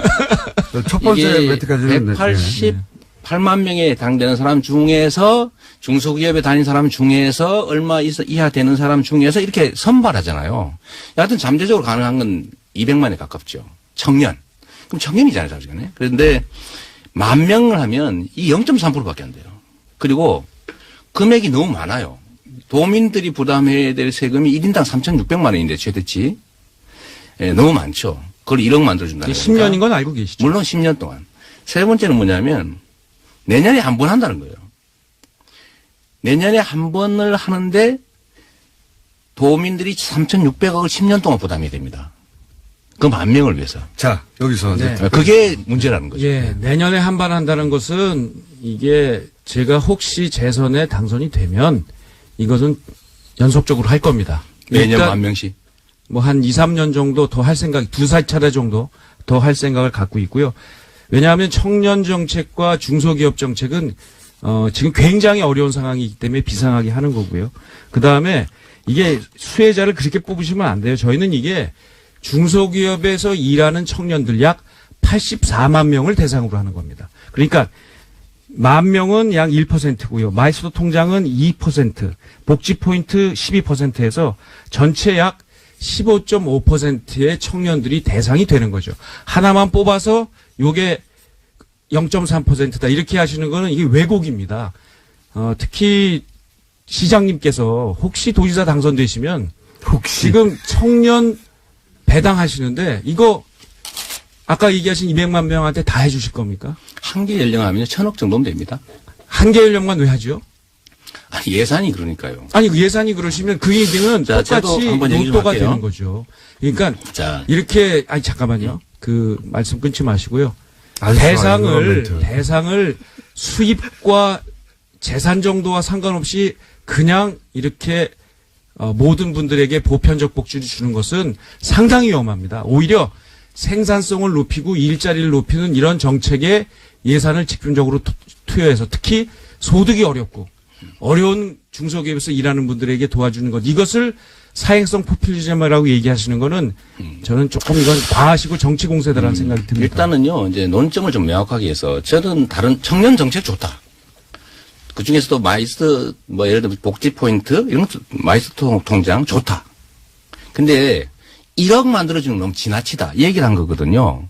그러니까 예를 들면 제가. 그게 지나치다는 게. 잠깐만요. 좀 말씀 좀 드리게. 아주 좋아요. 예, 아니, 예를 들면, 짬뽕에 팔이 들었다. 이런 얘기 하니까, 왜 짜장면 맛있는데 왜 그런 소리 하냐. 중국집 너 싫어하냐. 이런 식의 얘기인데요. 그렇게 하지 말고. 경기도는요. 연금 얘기를 하자니까요. 아주 다양한 음식을 하는. 그러니까 음식점이에요. 앞으로 두세 번을 더 하시겠다는데, 10,000명을 한 번 뽑으면 10년 동안 3,600억을 부담해야 됩니다. 그렇습니다. 그럼 두 번 하면요. 1년에 360억이죠. 여하튼 간에. 여하튼 간이 아니라 그게 정확한 통계예요. 그러니까 한 번 10,000명을 뽑는 1년의 정책으로 여하튼 돈은 10년 동안 3,600억을 부담해야 돼요. 그렇습니다. 예를 들면 또 두 번, 세 번을 더 하면 이거 합치면요. 1조 원이 넘습니다. 1년에 약 1,000억 정도 들죠. 그 1,000억 정도 드는 것으로 청년들에게 제대로 된 자산 형성을 해주는 그것도 10년 동안 그냥 하는 게 아니라 본인들이 일을 해야 돼요. 본인들이 적응을 해야 됩니다. 이게 잘못됐다고 하면 우리 대한민국이 청년들한테 자산 형성 10년 일하는데 1억도 못 해주는 우리 선배들 기성세대들이 이런 거 좀 부담해주고 책임져 줘야죠. 시장님 말싸움하는 것도 아니고 저도 말씀을 좀 드릴게요. 만약에 한 번, 두 번, 세 번 해서 1조 원을 부담하기로 했는데 그리고 중단하면 그 다음에 10년 동안 다음 세대의 청년들은 10년 전에 뽑아놓은 지사님의 청년 2, 3만 명 때문에 1조 원의 부담을 10년 동안 해야 됩니다. 왜 그래야 되죠? 그 청년들은 죄 지었습니까? 거기서 생기는 이득을 생각해 보세요. 무슨 이득이 있어요? 자, 보세요. 중소기업이 지금 경기도에 약 20만 개의 일자리가 비어 있습니다. 그거 내년에 최저임금 올라가면 더 일자리가 더 많이 비어요. 좀 단편만 보지 마시고요. 큰 그림으로 대한민국 전체의 경제의 영향 이런 것도 그리고 이것은 단순히 그 복지 정책이 아니라요. 큰 그림의 저출산 정책입니다. 청년들에게 제대로 된 자산 형성을 해줘야 결혼과 출산을 하거든요. 국민들에게 우리 희망을 주자. 이런 것을 너무 좁게 보시는 겁니다. 그러니까 지사님만 세상을 크게 보지는 않습니다. 근데 지사님의 정책이 제가 100% 잘못됐다는 것도 아니고 우선순위라는 측면에서 단 한 번 10,000명 뽑아서 내년에 선거도 있는데 막 서둘러 가지고 10,000명 뽑아서 10년 동안 3,600억의 부담을 도민들한테 꼭 지워야 되겠느냐. 자, 여기까지 하겠습니다. 여기까지. 요사안은, 결국 정책 철학적으로는 선별복지냐, 보편복지냐, 가치 싸움인 것 같고요. 예. 일자리 문제죠. 예. 이게 이제 들으시는 분들이 판단할 수 있을 만큼 정보는 제공된 것 같고, 자, 한 가지만 더 또 정책 얘기를 하자면, 정책도 중요하니까요. 버스 준공영제. 예. 요건 시장님이 먼저. 네. 제도인지 말씀해 주시고, 문제 제기해 주시고. 경기도에서 준공영제를 한다고 해서 저희는 지금 현재 상태에 참여하지 않고 있어요. 이유가 뭐냐면 준공영제 자체가 나쁘다는 게 아닙니다. 버스의 수익성은 떨어지고 지하철 같은 것 때문에 그러니까 버스 회사들이 어려움에 처하고 잘못하면 대중교통 서비스를 제공하지 못하는 수가 있으니까 세금으로라도 그걸 지원해서 준공영제라는 이름으로 재정 지원하는 거 전 동의해요. 필요하다. 그런데 문제는 그 준공영제 내용이 문제죠. 학교를 가야 되지만 어느 학교에 선생님이 자꾸 때리면 학교 갈 수 없는 거 아니에요. 선생님이 좋아야죠. 예를 들면 시민 세금들이 예를 들면 시내버스까지 할 경우에 지금 6천억이 들 수 있다고 지금 경기도가 발표를 했어요. 저는 이것도 과소 숫자라고 보지만 6천억이라고 치더라도 이 6천억을 지원하는 전제 조건이 공적 부담을 하니까 그에 따라서 버스 업체들이 그에 상응하는 책임을 져라. 책임 장치를 만들어야 된다는 거예요. 근데 지금 책임 장치도 없이 광역버스부터 시작해서 버스 준공영지라는 이름으로 재정 지원을 하면 재정 지원 내용이 그거예요. 적자 다 보존해주고 일정한 수익까지 보장해 주는 건데 면허는 기간이 없습니다. 자손만대 영원 무궁토록 흑자라는 기업 만드는 거거든요. 영생 흑자 기업. 경세가. 아니 만약 이렇게 하면 버스 회사들이 면허를 가지고 있다는 이유로 왜 시민들이 영원 무궁토록 이익 보도록 해줘야 되냐. 그럼 어떤 문제가 생기냐면 버스 회사들은요 방만 경영을 하게 됩니다. 예를 들면 뭐 자녀들도 임원 만들어가지고 월급도 한 2, 3억씩 주고 이런 일이 실제 벌어지고 있거든요. 광역시에서 하고 있는데. 그래서 여기에 대한 보완 장치로 경영 투명성을 확보하기 위한 장치가 일단 필요하고 두 번째로는 거기서 생기는 이익들을 합리적으로 배분하는 것 장치도 필요하고 세 번째로는 버스 노선 면허는 기본적으로 국민의 것인데 경쟁을 할 수 있게 해줘야 되잖아요. 너는 이 버스 면허 가지고 돈 대주니까 너는 5년 운영해 또는 10년 운영해. 그리고 딴 사람한테 기회를 주자. 아니면 입찰이라도 하자. 너 얼마 낼래? 우리가 얼마 부담하면 돼. 나는 이런 경쟁 시스템을 도입하려면 면허를 환수해야 되거든요. 근데 지금 그 대책이 없어요. 자, 그냥 대주는 거예요. 네. 그래서 이런 보완 장치를 하지 않는 엉터리 준공영제 말고 제대로 된 준공영제 하자라는 겁니다. 취지는 공감하는데 버스에서 공적 책임을 담보할 장치를 만들어라. 이건데요. 근데 저 말씀은 하지 말자는 얘기하고 똑같아요. 저희가 이거 3년 준비를 했는데요. 아까 말씀하신 대로 일부 선생님이 때린다. 저 말씀은 선생님이 때리니까 일부 선생님이 학교를 없애자는 얘기하고 똑같아요. 그때 난다니까 선생을 바꾸면 된다니까. 선생의 문제를 보완해 가면서 가야 되죠. 이 내용이 문제라고 하시는데요. 저는 일단 경기도 전체에서 약 5천억, 6천억 편찬이 있습니다만 이게 하루에 매일 약 250만 명의 경기도민들이 버스, 지하철 이용을 하고 있어요. 이분들의 안전 문제입니다. 이 안전 문제 세월호 참사 겪어보시고 지난번 졸음운전 겪어보셨는데 이 안전 문제를 그냥 방치하자. 저는 이 말에 동의할 수가 없고요. 자, 지금 시장님 말씀은 세 부류를 지금 세 그룹을 사실은 굉장히 폄하하는 겁니다. 첫 번째, 이미 시행하고 있는 박원순 시장님 같은 서울시, 광주시 이미 시행하고 있어요. 똑같은 제도로. 두 번째, 경기도 의회가 이것은 조례로 통과시켰습니다. 세 번째, 그리고 3분의 2가 여기에 대해서 동의를 해주셨어요. 또 하나는 뭐냐? 같은 민주당의 전해철 도당위원장도 여기에 대해서는 우리 당론이다라고 얘기를 했습니다. 책임을 안 진다고 하시는데요. 이미 통과된 조례안을 우리 시장님이 안 보신 것 같은데. 다 봤어요. 준공영제 중지할 수 있습니다. 거기다가 부당 운송 사업자는 아예 준공영제에서 제외할 수 있어요.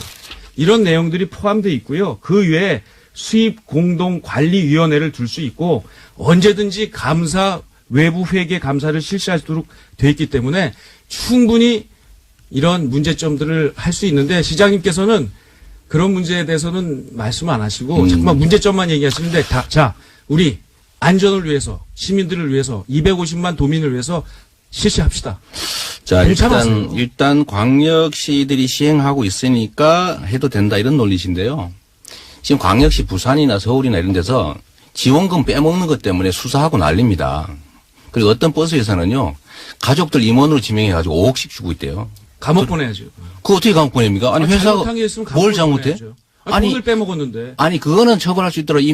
가족들 임원 등재해가지고 월급 많이 주는 거 어떻게 처벌합니까? 그건 경영상황이라 막을 수 없어요. 형법에 잘못된 거는 처벌하면 형법 위반이 아니라니까? 회계가 잘못되어 있는 것은 회계 감사하면 기사님, 임원한테 월급 많이 주는 게 어떻게 불법이에요? 그런 자꾸만 이게 조그만 문제들을 아니 그게 적은 문제입니까? 그것 때문에 하지 말자고 하면 안 된다니까. 방만 경영으로 생기는 혈세 낭비. 그 낭비는 잡아야죠. 못 잡는다니까 현재 상태는요. 왜 못 잡습니까? 지금 이런 두 분은 왜 삿대질을 안 하시는 거죠? 아니 근데 지사님. 아니 자꾸만 조그만 문제를 가지고 하지 말자고 방만 경영 불투명 경영은 심각한 문제입니다. 재정 지원을 받는 회사들이 자기 마음대로 운영해가지고 월급 누구 많이 주고 돈 빼돌리고 이런 것들이. 시장님 말씀은 저희가 잘 반영할게요. 반영할 방법이 없잖아요. 지금 시민들 안전의 문제입니다. 아니 6개월 있다 하면 안 돼요? 더 다 보완한 준비가 다음에 하면 안 됐는데 됩니까? 왜 뭔 6개월 준비가 합니까? 돼요? 저 2년 동안 충분히 준비했어요. 그게 아니, 엉터리라니까요. 그게 엉터리라고 하는 얘기는 바로 민주당이 다수당인 도의회와 자, 그 얘기를 제가 잠깐 할게요. 도당과 민주당도 그렇고 자, 한 번씩만 발언 자, 기회를 드릴 테니까 민주당도 요사안은 한 그렇고 번씩만 하세요. 한 번씩만 민주당도 이제. 그렇고 경기도 의회도 그렇고요. 준공영제 하자 꼭 해요. 그런데 준공영제 내용이 엉망이다 보니 지금 24개 시군 중에서 해당 시군 중에서 12개 시군이 지금 못하겠다고 하고 있잖아요. 두 번째로는 준공영제 하자는 건지 준공영제 이름으로 방만 경영하게 하고 노선 예를 들면 이익 영구적으로 갖게 하고 그다음에 이 사람들의 공적 책임 예를 들면 사회적 기업으로 전환한다든지 일정한 금액의 지원을 받으면 사회적 기업 전환한다든지 사회적 통제를 가야 되잖아요. 그런 보완 장치가 전혀 없는 상태에서 하는 게 문제라는 겁니다. 자, 여기서. 그거 하고 해도 되거든요. 내 조례 선거 때 하는 거 21조에 아니에요. 보면 부당 운송 사업자 준공영제 제외 계속 3회 이상 잘못했을 경우에는 준공영제에서 영구 또는 일정 기간을 그 업체를 제외할 수 있다. 이렇게 돼 있고요. 아, 월급 많이 주는 게 부당이 아니잖아요. 시장님, 이 공영제를 하시자고 했어요. 이 김어준의 장기적으로 해야 된다고 장기적으로. 장기적으로라도 하게 되면 그 장기적이 20년이니까 30년이니까 아니. 하시려면 5년 10년 해야 될 텐데 장기적으로라도 하신다면 이거 예산이 2조 이상 듭니다. 이거야말로 하지 말자란 얘기죠. 지금 2조 준공영제 돈 낼수 있어요? 하자니까요. 제대로. 준공영제 그러니까 들어오시라고요. 아니 이런 엉터리 어떻게 들어가요? 그러다 아닙니다. 예산 지금 다 낭비하는데. 준비가 돼 있는데 아니 버스 회사 무슨 저 시행하면서 봉 잡힐 일 있습니까? 봉 잡히는 게 아니고요, 시장님. 아니 재정을 무한대로 투입하고 왜 무한대로 버스 회사 투입을 책임도 해요? 안 지고 야, 자손 5천억을 많은데 영원히 250 이익 내는 회사 만들어주는 게 자, 그게 저는요, 나쁜 짓이지요. 250만 경기도민을 위해서 약 1년에 경기도 전체, 경기도는 2,500억, 전체 하면 5천억 정도를 써야 된다고 생각하고 충분히 쓸 여력이 있습니다. 자, 제가 이 얘기 잠깐 할게요. 경기도의 버스 기사, 버스 노동자가 2만 명이에요. 그래서 근무 시간을 절반으로 줄여서 4만 명을 만들더라도 이 사람들한테 1년에 1,000만 원씩 추가 지원해 주는 게 훨씬 낫지. 왜 버스 회사 있습니까? 돈 나눠준 거 너무 좋아하지 아니, 마세요. 또 무상 똑같은 예산을 쓴다면 왜 버스 회사를 주냐? 장시간 노동이 문제라 사고가 나면 버스 자, 근로자한테 알겠습니다. 처우 개선비를 주라. 자, 두 똑같은 분이 돈으로. 요 사안은 충분히 쟁점이 전달된 것 같아요. 예. 쟁점이 전달이 아까워서 그래요, 제가. 전달이 안 됐다면 그거는 저 책임은 아닙니다. 오늘은 1차전일 뿐이니까요. 네. 제가 보기에 이거는 최소한 한 달에 한 번 정도는 하는 게 빅매치로 왜냐면 지금 광역 지도단체 중에 두 분처럼 이렇게 일찍부터 구도가 만들어진 케이스가 없어서 저희가 앞으로 한 6개월간 6번 정도는 좋습니다. 네, 이분들을 그때는 이제 이렇게 굉장히 멀리 떨어져 있어서 손이 안 닿잖아요. 딱 붙여가지고 예, 여차하면 꿀밤이라도 날릴 수 있는 거리로 만들어가지고 특설링을 좋았습니다. 그때 이어가기로 하고 오늘은 맛배기니까요. 1차전. 자, 한 가지 더 주제가 있습니다. 몇 가지 주제가 더 있는데 오늘은 시간상 하나만 더 할 수 있을 것 같은데 짧게. 네. 적폐청산 이거 이제 그만하고 미래로 넘어가야 된다. 아니다. 아직 반도 안 왔다. 뭐 이런 적폐청산 논란도 있지 않습니까? 요거에 대해서 두 분이 먼저 어느 분이 먼저 하실까요? 기자님 먼저 네, 제가 하겠습니다. 네. 적폐 청산하는 절차 계속 해야 됩니다.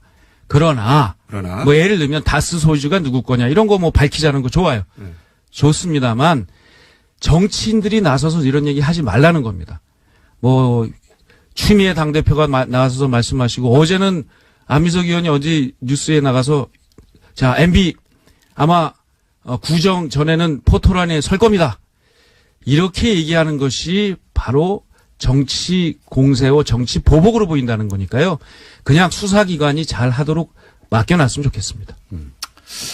그 역사적으로 보면 나라가 망하는 제일 큰 이유는요.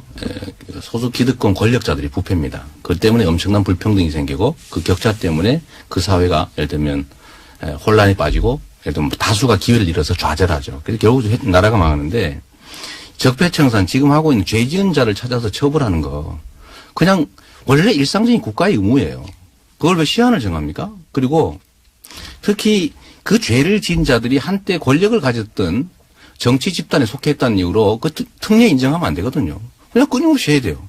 그리고 그거를 예를 들면 왜 옆에서 처벌하라고 말을 했냐? 누가 말을 했냐? 왜 문제 삼습니까?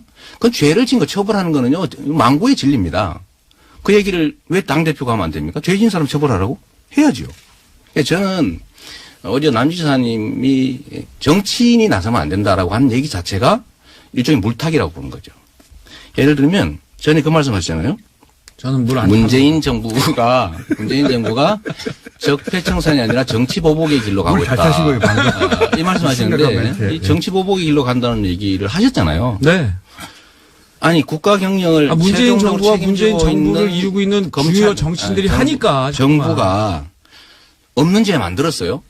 있는 죄 찾아서 처벌하는 거는 의무라니까. 뭐가 의무. 없는 죄라고 그랬나요? 아니 있는 죄 찾아서 처벌하는 거는 구속을 모두가 해라고 지시를 하는 것처럼 보이니까 그렇죠. 아니 지시하면 어때요? 죄진 사람 처벌하는 거? 안 되지. 아니, 법률가가 그렇게 말씀하시면 안 되지. 잘못한 거를 혼내야 된다. 잘하면 칭찬해야 된다는 그냥 상식이에요. 이걸 가지고 왜 네가 말했냐? 왜 그런 식으로 말했냐? 왜 지금 하냐? 왜 이렇게 세게 하냐? 이렇게 얘기하는 것 자체가 다 적폐를 옹호하려는 적폐 세력들의 정치인들 행태다. 입을 다물라. 이게 제 얘기입니다. 왜 다물어요? 잘못된 거 처벌해라. MB 구속해라. 저도 맨날 하는 얘기인데요. 왜 잘못됐어요. 하지 마세요. 지사님 할 저는 거예요. 해도 되죠? 하셔도 돼요. 언론이 다 하면 안 되지. 언론이나 해야죠. 언론이 다 하면 안 되지. 그런 논리면. 유력 정치인들이 지금 권력을 잡으셨어요. 제가 이거 충고드리는 겁니다. 아까 말씀하신 대로 저희가 지난 정부에서 이런 역할을 제대로 못한 자성이 있어요. 잘못된 거는 잘못됐다고 얘기도 하셔야 되고요. 우리 이재명 시장님, 문재인 대통령 다 잘하는 거 아니에요. 잘못된 거는 잘못된다고 지적을 하셔야 이 정부가 망하지 않고 잘 될 수가 있습니다. 열심히 잘하려고 하다가 생기는 사소한 마찰하고 악의적 의도를 가지고 손실이 같은 사람한테 맡겨놓고 엉망진창으로 하는 건 다른 거죠. 내부에서 이런 비판의 목소리를 내주시는 게 그 권력을 자. 굉장히 정의롭게 만들고요. 계속 지속적으로 만드는 겁니다. 시장님처럼 무조건 칭송하고 무조건 잘했다. 당장은 지지자들이 많으니까 박수 칠수 모르지만 무조건이 아니라 충분히 그게 그럴 만해요. 별로 도움이 안 됩니다. 지금 6개월밖에 안 됐는데 뭘 그리 비평할 게 많습니까? 준비하고 있는데. 아유, 잘못한 거는 잘못했다고 그래요. 뭘 잘못했어요? 아까 말씀드린 이 외교 문제 같은 거는 정말 이 외교 안보 라인은 지금 제가 볼 때 너무 허약해요. 그 전에 상승리도 몰라요. 아니 이명박 박근혜 정부가 소위 자주적 균형 외교는 커녕 그냥 널뛰기 편향 외교하다 이 모양 만들었는데 그 얘기는 왜 안 하셨어요? 왜 얘기를 안 해요? 외교 잘못됐고 예를 들면 국정 운영 잘못됐다는 얘기를 하죠. 제가 한 얘기들을 한번 찾아보세요. 아니 제가 지금처럼 하지 외교위원장 않으셨다고요. 하면서 얼마나 박근혜 지키기 위해서 출마한다면서요. 그거는 선거 때 했던 얘기인데 그때 좀 쑥스럽게 하지 마십시오. 내가 좀 실수했다고 얘기했잖아요. 아니 물고 늘어지는 거 아닙니다. 네, 알았는데 지금 우리 사회의 제일 큰 과제는요. MB를 정점으로 한 부정한 권력의 불법 행위들입니다. 이걸 청산하지 않으면 우리 사회 한 발도 못 나가요. 청산하자니까 누가 하지 말재요. 아니 청산하려는데 잘 안 되니까 자꾸 방해하고 발목 잡고 그러니까. 그걸 자꾸만 물타기라고 보지 마시고요. 아니, 홍 대표가 이제 물타기하고 그러면 홍 대표로 야단을 쳐야지. 자, 여기서 잠깐만. 홍준표 대표 얘기 나왔으니까 홍준표 대표에 대한 평가만 하고 오늘 끝내야 되겠습니다. 끝내야 될 것 같아요. 네, 먼저 하십시오. 자, 요 사안은 두 분의 의견 일치를 볼 수 있는 드문 사안 아닙니까? 갑자기 생각났는데? 홍준표 대표에 대해 간단하게. 아니요, 우리 홍준표 대표님이 말씀이 왔다 갔다 하셔서 그냥 말씀으로는 참 딱 잘라서 표현하기는 어렵고요. 예. 근데 그 친박 청사는 정말 잘했다. 무섭게 하네요. 예. 그 총평의 그 핵심이 그겁니다. 친박 청산 잘 하고 계신데요. 예. 말씀은 좀 가려서 품위 있게. 그리고 뭐 여당도 대통령도 잘하는 건 잘한다고 칭찬도 해주시면서 날카롭게 비판하시면 더욱더 빛날 것 같습니다. 저는 이제 홍준표 대표는 이제 법조계의 뭐 어떻게 보면 선배 진영이기도 하고 해서 전에 한때는 보니까 자기 선이 굵은 사람으로 저는 생각했거든요. 우리 방향은 다르지만 뭐 성향 자체는 그래도 선 굵고 괜찮다고 생각했는데 최근에 보니까 특히 일본 가가지고 말이에요. 그 문재인 대통령 흉 보는 거 남의 나라 가가지고 또 대통령이 남의 나라 가 있는데 그런 거 보니까 정말 수치심을 느꼈거든요. 그 낮은 의자 앉아가지고 말이에요. 뭐 하는 겁니까, 거기에. 나 진짜, 일국의 제1야당 대표가 그러면 안 되거든요. 그거 진짜 자기 때문에 집안 망신시키고 그냥 온 동네에다가 정말 말을 못 하겠는데. 근데 대통령 특사도 가셔서 그 의자 똑같이 앉아 있었어요. 저는 참 일본이 그런 짓을 잘해요. 저는 이게 좀 정치인으로서의 최소한의 품격과 자질을 못 갖고 있다. 예, 저는 정치 그만하셨으면 좋겠어요. 아니, 창피해서 그래요. 아니, 진짜. 정치 그만했으면 좋겠다는 이재명 시장의 바람에 대해서는 어떻게 생각하십니까? 정치 하시는 분한테 그건 내심, 그러니까. 국민들의 선택이죠. 저도 국민이라서 좀 안 했으면 좋겠어요. 아니, 창피해서 그래요, 창피해서. 아니, 뭐 저는 국내에서 무슨 주장해도 상관없는데, 입장이 다르니 그럴 수 있죠. 해외에 나가가지고. 에이, 그건 정말 아닌 것 같아요. 근데 그런 시각을 우리 이재명 시장님은 날카로우신데 대통령과 집권 세력에 대해서도 좀 잣들 들이대세요. 그리고 쓴소리를 하시면 그게 바로 정권에 대한 도움입니다. 진짜 잘못하거나 나쁜 의도를 갖고 있을 때. 근데요, 지금 외교 문제는 조금 더 연구해 보시면 지금 자. 이 정부가 가고 있는 외교 방향은 이명박 상당히 박근혜 정권이 너무 망쳐놨어요. 잘못되어 있다는 걸 인식하시죠. 제가 그래서 외교 나가서 문제는 하시고 이렇게 이제. 얘기했어요. 진짜 거미줄에 걸린 나방 같은 시세인데 그 빠져나가려고 바둥바둥하는 거를 산불 같은 거는 그거를 정말 그 빠뜨려 놓은 사람들이 그렇게 비난하지 않아요. 아마추어적으로 저기 하겠다고 하셨는데 이건 진짜 한국 외교의 참사입니다. 저는 산불 정책은요 프로의 그 자, 극찬. 마이크 끕니다, 이제. 잘한 거예요. 그래 해야지. 아니 그럼 MB 두 분 편이 계속 얘기하고 계세요. 저는 인사하겠습니다. 지금까지 남경필 지사, 이재명 시장이었습니다. 여기서 마치도록 하겠습니다.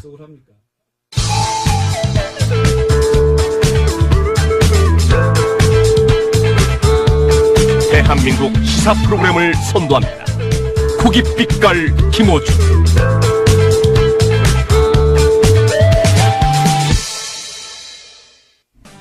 기사 한번 검색해 보시면 엄청나게 많은 분량의 기사가 있습니다. 중국 홀대, 문재인 혼밥, 포털에 검색해 보시면 엄청나게 많은 기사가 논란 중, 홀대 당해 등등등. 종편에서는 지금도 그 얘기를 하고 있고요. 중국에서 활동하는 전문가, 중국 동아대의 우수근 교수님 직접 수대 모시고 얘기 좀 나눠보겠습니다. 안녕하십니까? 네, 안녕하십니까? 중국 동아대에서 어떤 과목을 하셨습니까? 저는 국제관계라든가 한중일 비교 예. 같은 과목을 2005년부터 살고 있습니다. 이미 2005년부터. 저도 사실은 저희 통신원과, 일반인 수준의 눈높이에서 피부로 느끼는, 중국의 반응은 들어봤는데, 전문가들이 보시는 관점은 또 다를 수 있으니까, 저희가, 중국에 계시는, 한국인 전문가로 저희가 모셨습니다. 자, 굉장히 많은 얘기가 있는데 그 전에 이 얘기부터 잠깐 해야 될 것 같아요. 홀대론 얘기 막 나올 때 너무 답답하셔서 사실은 어떤 매체하고 사전 인터뷰를 했는데 시간 관계상 그 인터뷰가 대부분의 이 홀대론에 대한 반박이었는데 그게 아예 통면집되고 안 나간 경우가 있었다고요? 지금 국내 미디어 분위기를 얘기하는 겁니다. 예.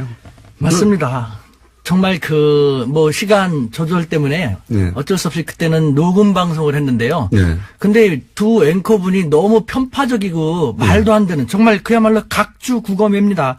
현실에 맞지 않는 고리타분한 옛날 얘기만 하고 이미 답은 정해놓은 듯한. 네. 그래서 그것이 아니다. 우린 자유민주국가이다. 양쪽의 의견, 양쪽의 입장도 들어보고 판단하는 게 낫지 않겠냐면서 조목조목 그분들이 모르는 것을 들려줬어요. 예를 들어서 홀대론이라고 몰아가는 것에 대해서 그거 잘못 알고 있는 거다 이렇게 해명해 주셨는데 예, 그렇죠. 그래서 10여 분 동안 녹음을 다 마쳤는데 그 녹음 과정에서 남자 앵커분이 그럼 이건 어떠냐 이렇습니다.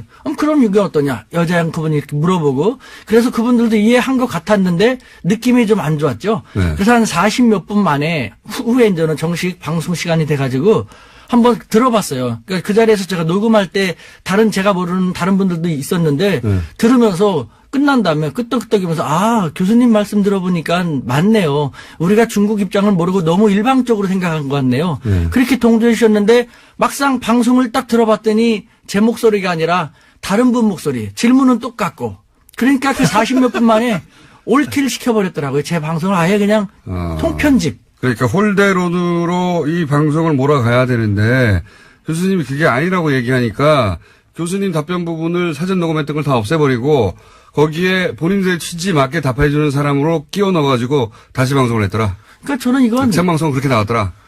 헌법 위반입니다. 제9조 양심의 자유라든가 21조 1항 모든 국민은 언론 출판과 집회 결사의 자유를 가진다.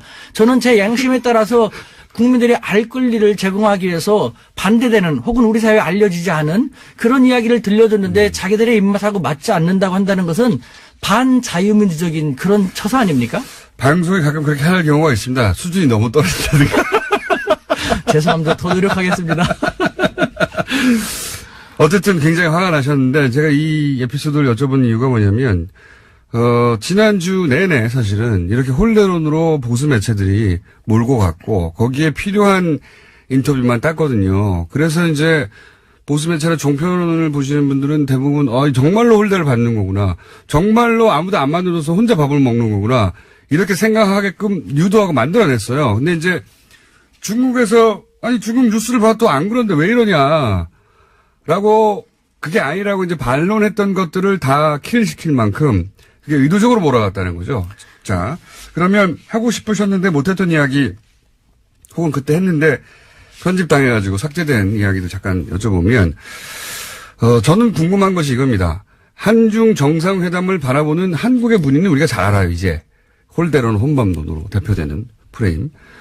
실제 중국 내의 분위기, 그러니까 중국 미디어에 나온 이야기는 그나마 조금 접할 수 있습니다. 근데 그게 아니라 중국 내에서 우리 미디어에 보도되지 않는 내용, 혹은 중국 미디어에 보도되지 않는 내용, 속사정들, 이런 게 있지 않습니까? 혹은 또 교수님이 이제 학교에 계시니까 주변에 지식인들의 이야기를 들을 수도 있잖아요. 중국 지식인들의 이야기. 언론에는 얘기 안 하지만, 사실은 이런 거야. 그런 얘기가 궁금하거든요. 자, 우선, 우리 매스컴에서는 홀대를 당하겠다고 하는데 중국에서는 어떻게 바라고 있습니까? 속내가 뭡니까 이게? 예. 지금 참고로 제가 2005년부터 지금 상하이에 쭉 있는데요. 제가 거기서 박사과정을 할 때 저랑 같이 공부했던 사람들이 시진핑 국가주석이 당시는 상하이 당석이 1인자였습니다. 그분을 모셨던 참모진들. 아하. 지금도 같이 쭉 이야기를 하고 10몇 년 됐으니까 그야말로 호용호재하죠. 시진핑의 참모진들과 잘 아신다 이거죠? 그렇죠. 동문이다. 예. 그 중에서 시진핑 주석이 중앙으로 국가 부주석 주석으로 가면서 같이 데려가고 근무하다가 다시 내려오고 로테이션으로 도는 분들도 계시거든요. 뿐만 아니라 왕후닝이라든가 한정 상하이 당서기 같은 경우도 요번에 7인 상무위원으로 들어갔거든요. 그분들도 제가 몇 번 만나서 그분들 참모진들하고 쭉 지냈어요. 교수님의 인맥이 훌륭하면 잘 알겠습니다. 그러니까 그분들을 통해서 제가 알 수 있었던 것, 이것은 한국 사회에 알려지지 않는 것이지 않습니까? 어떤 방송사였나요? 혹시 편집됐던 게 종편인가요? 그거는 제가 양심상 말씀드릴 수는 없고요. 그건 제가 알아서 나중에 말씀드릴게요. 예. 그런데 우리 사회에서는 홀대라고 하는데 예를 들면은 중국에서는 그러는 것이죠. 내가 이제 며칠 전에도 그분들하고 연락을 했는데요. 아니, 우 교수 좀 한국이 해도 너무한 것 아닌가. 한국이 25주년, 한중 수교 25주년 기념을 올해 내 하고 내년서부터 새롭게 하자라는 측면에서 그렇죠. 좋은 발상에다 해갖고 받아들여져서 다른 것도 아닌 정상의 방문에는요, 사적 방문, 실무 방문, 공식 방문, 국빈 방문 랭킹이 있는데요. 국빈 방문을 해줬다. 국빈 방문도 중국에서는 1년에 몇 차례밖에 안 해요. 전 세계 국가 원수를 상대로.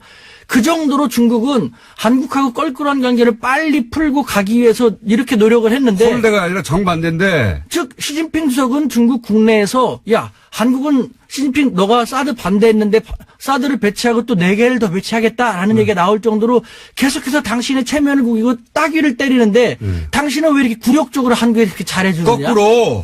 중국에서. 왜 굴욕적인 외교를 하느냐. 시진핑 주석은 그런 얘기를 들을 정도인데 한국은 너무 일방적으로 자기들의 입장만 얘기하니까 이것이 정말 제대로 잘 파악하고 있는 것이냐. 한국의 입장이 아니라 한국의 보수 매체가 만들어내는 프레임인데 그렇게 알려주시면 되고.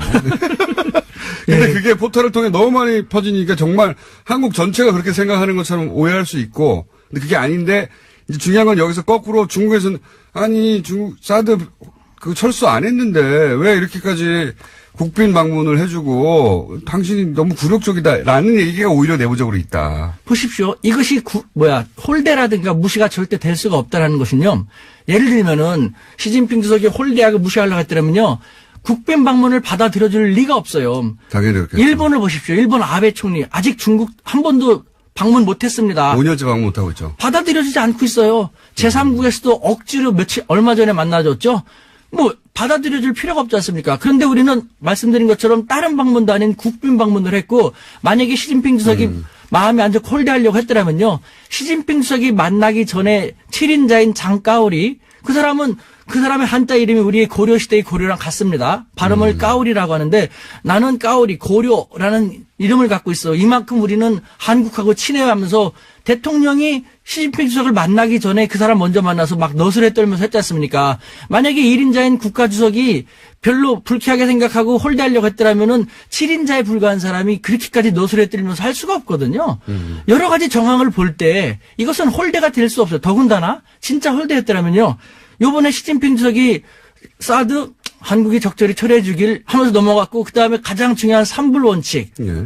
3불 원칙 같은 건 전혀 언급도 안 했지 않습니까? 언급도 안 했죠, 아예. 예. 그다음에 2인자, 3인자도 되게 좋게 반응을 보였고 되게 우호적으로 대해줬고 어떤 거 하나 보더라도 홀대하고가 거리가 먼데. 혼밥은요? 혼밥. 이게 혼밥 같은 거 보십시오. 네. 우리가 이제 너무 일방적으로 생각하는데 중국이 지금 한국하고 사이가 안 좋지 않습니까? 네. 그런데 말씀드린 것처럼 국빈 방문으로 초대해줬어요. 그리고 그때마다 시진핑 주석이 다 찾아가서 아니면 2인자, 3인자가 찾아서 식사하고 그러면요. 중국 국내의 민심을 보십시오. 시진핑 주석을 바라볼 정적도 많습니다. 절대 권력을 지는 과정 속에서 상당히 많은 적을 만들었으니까요. 민심도 안 좋거든요. 사드를 배치해갖고 중국이 위험하게 됐다라는. 그런데 어떻게 몇 끼니 다 할 수 있습니까? 어느 정도 기본적인 중국의 메시지. 우리는 당신들을 국빈 방문으로 초청을 합니다. 받아들입니다. 그것은 개선하고 싶다는 것입니다. 그렇게 해주면서 지켜보는 것이죠. 중국 국내 민심도 의식을 하면서 어떻게 몇 끼니 다 그렇게 할 수 있습니까? 이게 너무 일방적인 우리의 요구인 것이죠. 비현실적인. 그러면 실제 이 식당을 선민식당을 방문한 것이 중국 일반에 미친 영향은 뭡니까, 보시기에? 그것은 아주 잘하신 거예요. 예를 들면요. 저는 요번에 대통령이 이미 방중하기 전에 이번 방중은 상당히 결실이 있겠다라는 생각이 들었는데요. CCTV 인터뷰했지 않습니까? 방송하기 전에. 중국에. 그런데 그걸 갖다 우리는 악마적인 편집을 했다는데 그만큼 너무 자의적으로 해석하는 것인데요. CCTV에서 대통령은 우리는 3불 원칙 우리 기존 입장을 견제하겠다. 바뀐 거 하나도 없거든요. 예. 그것만 얘기했어요. 근데 중국이 바랬던 것은 중국이 이번에 문재인 대통령의 입에서 확인하고 싶었던 것은 딱 하나였습니다. 중국 사람들은 그런 얘기예요. 이번에 중국 당국자들도 중국 같은 나라는 최고 1인자가 생각하는 정치적인 장애물만 해결이 되면은 나머지는 일사천리로 해결된다라는 얘기를 이번에 들려줬거든요. 시진핑 주석이 가장 껄끄럽게 생각하는 정치적 장애물은 3불 원칙을 한국이 취소하거나 철회하는 것이었거든요. 네. 그것만 견제하겠다고만 해주면은 좋다. 네. 그러면은 평창 동계올림픽에 북한이 도발하지 않는 한 자신도 참가할 용의가 있다라는 식으로 저한테 이제 들려줬거든요. 네. 그런데 이번에 중국 방중하기 전에 우리는 3불 원칙을 견제하겠다고 했지 않습니까? 그래서 네. 이건 분위기 좋다. 네. 그 다음에 방중한 날 노영민 대사가 관례적으로는 대통령을 영접해야 되는데 남경 그것이 바로 중국의 정서에 어필하는 감성 외교의 시동이었거든요. 게다가 대통령이 서민 행보를 했지 않습니까? 중국인들이 좋아하는 중국 권력자들은 일반적으로 그렇게 안 하거든요. 그러니까 중국인들이 정말 새롭게 할까 좋아할 수 있는 일을 기획해서 했단 말입니다. 이렇게 잘한 걸 가지고 그걸 갖다가 혼밥 먹었네 무시당했네 그렇게 말하는 사람들은요. 중국을 그만큼 모르기 때문에 그런 외교를 할 수가 없고 그런 외교를 할 수 없기 때문에 이렇게 일그러지게 만든 것이죠. 잘한 걸 갖다가 오히려 이렇게 말한다는 것이 너무 짧은 시간에 어떻게 핵심을 요약해가지고 흥분한 채로 그것도 지금 머리가 벌써 뜨거워졌어요 저는요. 아니 교수님이 그만큼 답답하고 억울하셨군요. 그러니까요. 이거는 아무것도 모르는 사람들이 의도적인 거죠. 의도적인. 그래서 제가 말씀드리고 싶은 건요. 우리는 자유민주주의입니다. 예, 앞으로 우리 언론에서 어떤 분야에 대해서 한 가지 목소리만 나온다면은 우리 자유민주주의 성숙한 국민들은요. 다른 목소리도 있을 것이다라면서 다른 목소리도 요청을 할 필요가 있습니다. 한 가지 목소리만 나오면 그것은 알겠습니다. 메카시즘이라고 할 수도 있을 것입니다. 교수님, 오늘의 방송 내용을 봐서는 한 번 더 오실 것 같아요. 저 지금 막 흥분돼요. 그러니까 너무 억울하신 것 같아가지고. 근데 저희가 마침 또 오늘 빅매치가 있어서 시간이 짧아져서 바로 한 번 더 모시기로 하고 오늘 여기까지 일단 듣겠습니다. 중국 동아대 우수근 교수였습니다. 감사합니다. 네, 감사합니다. 내일 뵙겠습니다. 안녕!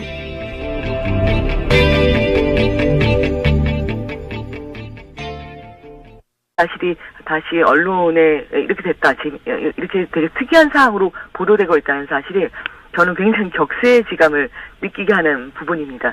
아마 한국에 계신 분들이 잘 이제 못 느끼고 계실 수 있고, 어찌하면 아마 혹시라도 그 어떤 혼자 드신 거에 대해서 너무 걱정이 돼서도 그렇게 많이 말씀하신 분들도 있을지 모르겠지만, 예, 일단은 그렇습니다. 중국인들은 한국인에 대해서 경제적으로는 우리와 뜨겁고, 하지만 정치적으로는 우리에게 거리감을 느끼는 그런 사람들이다라고도 표현을 많이 합니다. 그러니까 쉽게 말하면 그 중국에 수출하는 것 등이라든지 경제 교류하는 것에는 관심이 많지만 안보적이나 뭐 외교적인 사안이 발생하면 언제나 기꺼이 미국의 편에 서는 사람들, 이렇게 느끼는 것이 상당히 오랫동안 있었던 막연한 그런 느낌이었는데요. 아직 전화 안 끊어졌죠? 네. 제가 이 이야기가 좀 길어진 것 같아가지고, 예. 그런데 이제, 그래서 이 방중으로 그 분위기가 좀 바뀌었다, 이런 얘기인가요?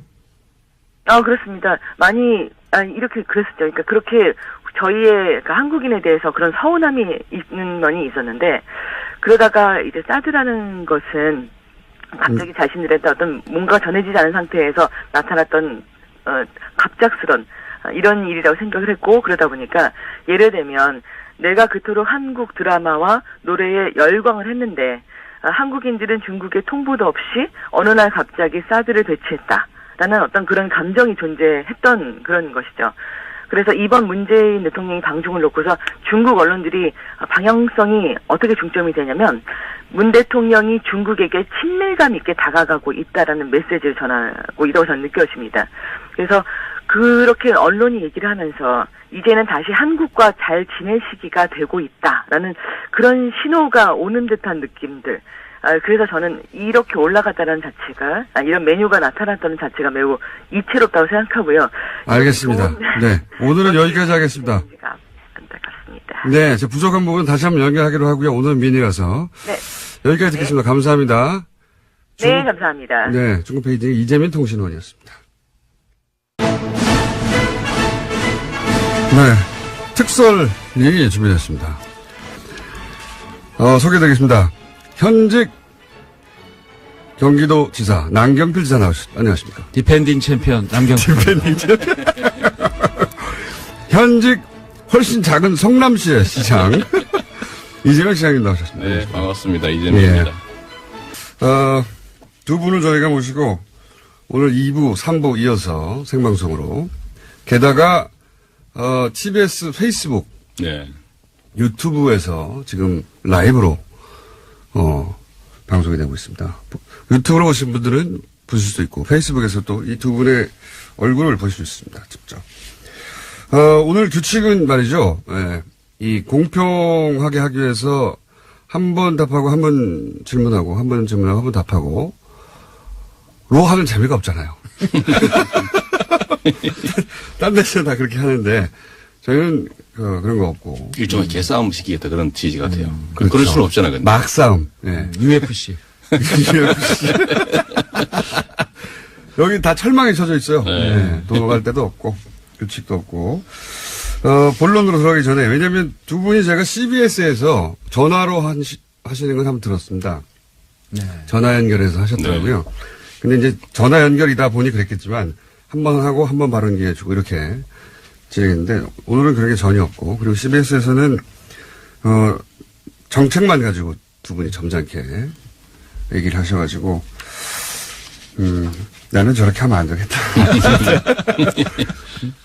자, 첫 번째 질문은 두 분 공통에게 드리는 건데 누구든 먼저 답하셔도 됩니다. 이 하셔야 되고 남 하셔도 되고. 네. 닷은 누구 겁니까? 개거. 지거.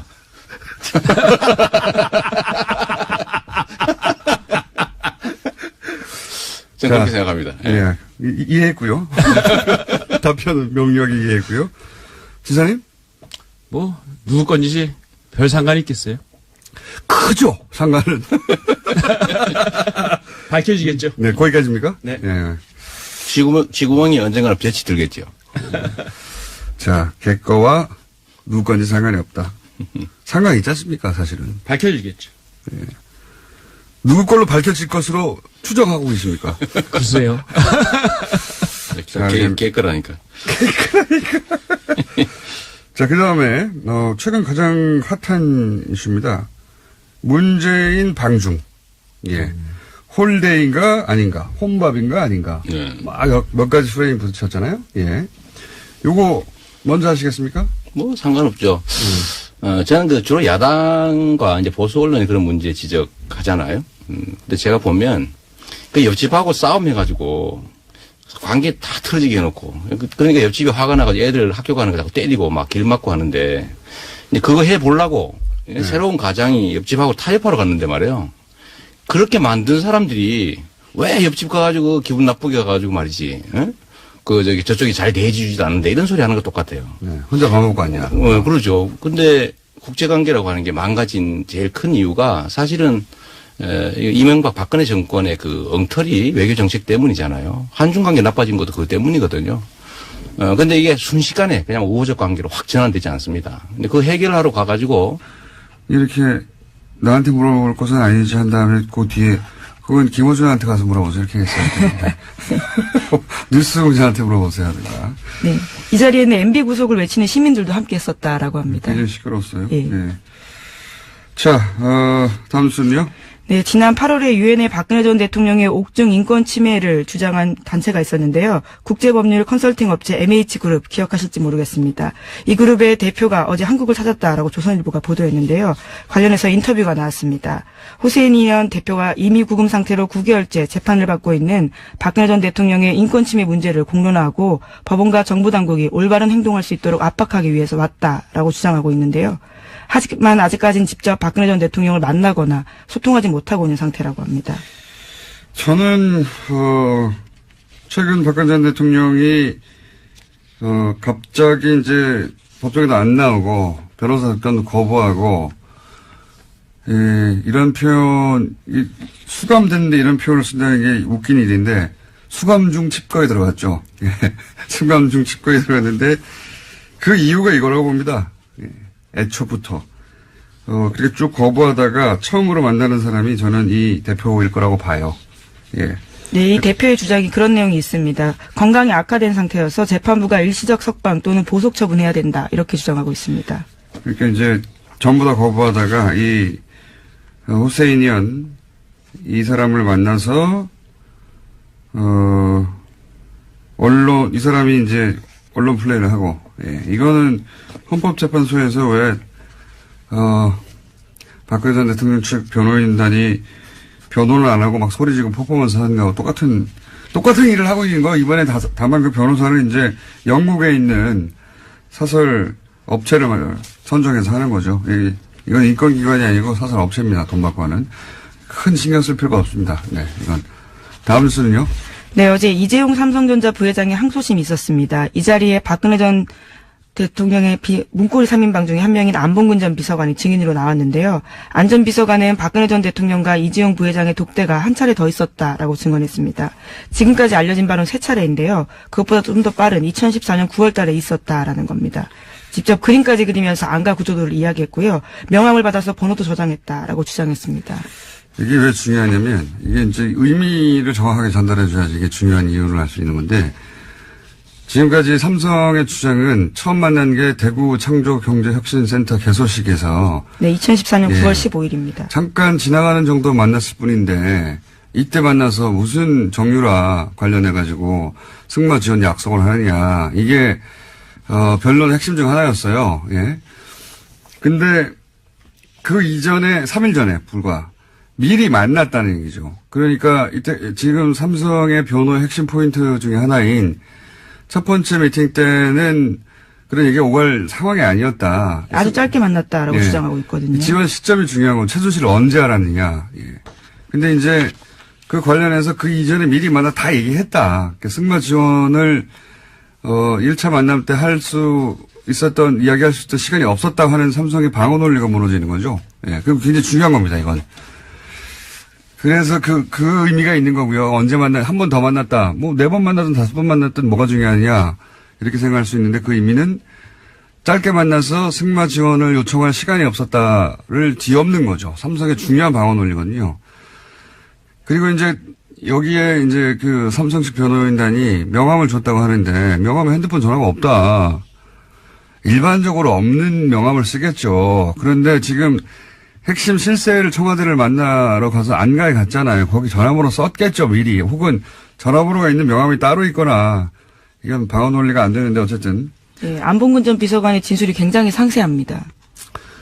안 비서관이 안 만났는데 만났다고 해서 얻을 이득이 없잖아요. 예. 근데 삼성은 이로 인해서 잃을 게 굉장히 큽니다. 그런 내용입니다. 예. 그때 그렇게 짧게 만났는데 어떻게 지원을 했단 말인가. 삼성의 방어 논리의 중요한 포인트가 무너지는 거죠. 이렇게 되면. 그래서 한 번 더 만났다를 계속 보도하는 겁니다. 의미가 그거예요. 자, 다음 순요. 네, 어제 우병우 전 민정수석이 구속 이후에 처음으로 검찰청에 나와서 조사를 받았는데요. 혐의는 거의 부인한다라고 합니다. 그러면서도 국정원 직원들의 주장일 뿐이다라고 사실관계를 부인하거나 박근혜 전 대통령의 지시에 따랐을 뿐이다라고 책임을 회피하고 있다고 합니다. 특히 JTBC에 따르면 우 전 수석은 지난해 6월 과학계 블랙리스트를 작성한 것도 박근혜 전 대통령이 지시였다라고 주장한다고 합니다. 지금 이제 전부 다 이 방향으로 전체적으로 가고 있어요. 박근혜 전 대통령한테 다 미는 방향으로. 실제 판결도, 그런 방향으로 가고 있죠. 예. 박근혜 전 대통령의 중형을 피할 수 없다고 본 것 같아요. 전반적으로. 전략 전체가 그렇게 가고 있는 것 같습니다. 이거는, 여기서의 전략은, 사법부의 전략이나 혹은 검찰의 전략이 아니라 박근혜 전 대통령 측 혹은 그쪽 사이드, 요건 좀 자세히 얘기해야 될 것 같으니까. 여하간 전반적으로는 다 박근혜 전 대통령이 미는 방향으로, 다시 한번 제가 이거는 내일든 모레든, 얘기를 해야 되겠고. 다음 뉴스는 뭡니까? 네, 지난해 독일 검찰이 최순실 씨의 탈세와 자금 세탁 혐의를 수사한다라는 소식이 알려진 바가 있는데요. 독일 헤센주 검찰은 지난해 5월부터 최순실 씨의 자국 내 탈세 등 혐의에 대해서 수사를 벌였습니다. 하지만 1년 넘도록 그래가지고 문재인 대통령이 서민적이다, 맛이 있었을까, 느끼하지 않았을까, 이런 얘기들이 많이 올라와 있는 그런 상태입니다. 당연히 중국 일반인들은 좋아하겠죠. 예. 그리고 이 관련해서 예를 들어서 중국 언론들이 이것은 대통령이 중국 요인들을 못 만나서 혼자 밥을 먹고 있는 것이다. 이런 식의 프레임이나 이런 보도가 중국 언론이나 중국 에서의 반응이 있습니까? 네, 많은 반응이 나오고 있는데 일단은요. 그러니까 한국에서 이걸 혼밥으로 보도하고 있다는 자체가 아직 많이 여기에 전해지고 있지 않는데 만약 그걸 전해지면 아마 깜짝 놀랄 것 같기는 합니다. 일단 상식적으로 생각했을 때 정말로 만약에 누군가 식사를 같이 안 해주신다고 하면은 보통 그런 숙소에는 아침 식사가 아주 근사하게 나옵니다. 이제 식당에서 1층 같은 것에 정찬으로 차리진 않지만 뷔페식으로 해서 잠잠하게 좋게 먹을 수 있는 맛있는 밥이 있거든요. 그런데 밖에까지 나서서 그렇게 할 필요가 없었겠죠. 네, 근데 그렇게 표현을 했다라는 것은 약간 놀라운 얘기이긴 한데 어찌됐든 굉장히 서민적이다, 재밌다, 이런 얘기가 대통령은 혼자 그렇다고 밥을 안 먹어요.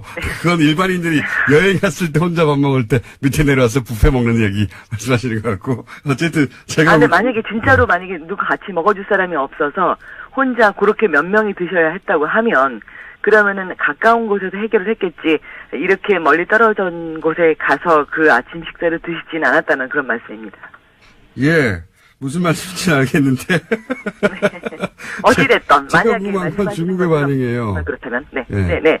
자, 그래서 일단은 여기에서 얘기한 거는 그렇게 얘기하고 있습니다. 여기 아침에 와서 드실 때 케첩을 찍어 먹고 있었다는 것이 굉장히 뉴스의 제목으로 떴습니다. 케첩이요? 이게 아침에요. 여우티아오라는 것이 좀 튀김빵이거든요. 그냥 꽈배기라기보다는 기름에 튀겨낸 빵이기 때문에 보통 한국 사람이 먹기에는 약간 느끼한 맛이 있는데 그러다 보니까 창의적인 한국식 방법으로 여우티아오를 먹고 있었다. 이런 것들이 나오고요.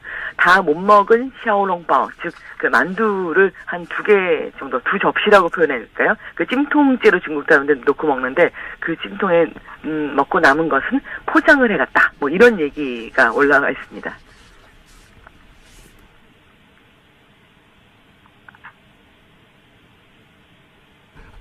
오늘은 제가 다른 버튼 눌러가지고 제 목소리 못 들으셨죠? 예. 네, 못 들었습니다. 깜짝 놀랐어요. 제가 다른 버튼 눌러서 죄송합니다. 예. 제가 PD하고 중간중간 얘기를 하는데, 네. 네. 버튼을 거꾸로 눌렀어요, 제가. 네. 제가 궁금한 거는 한마디로 말하면은 네. 우리나라에서는 여전히 혼밥 프레임을 포기 못하고 보수 매체들이 계속 그 주장을 하는데 중국 미디어나 중국 언론의 이 서민식당 반응은 어떠냐? 혹은 중국의 이 중국인들의 국빈 방문에 대한 반응은 어떠냐 이겁니다. 네, 좀 구체적으로. 네.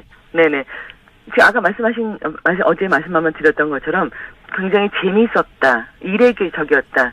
거기서 왜 먹었을까? 뭐 이런 것들이 있고요. 그리고 그 식당 주인은 같이 사진도 찍었습니다. 뭐 이것이 굉장히 저희도 좋은 식당 가면은 이렇게 재밌는 사진이 있으면 사업이 잘 되지 않습니까? 그래서 같이 사진 찍는 모습 뭐 이런 것들이 올라와 있습니다. 그러다 보니까 뭐 중국인들도 굉장히 관심을 가지고 이렇게 했다라는 거예요. 놀라운 표정, 재밌는 표정 이것이 기본적이라고 할 수 있고요.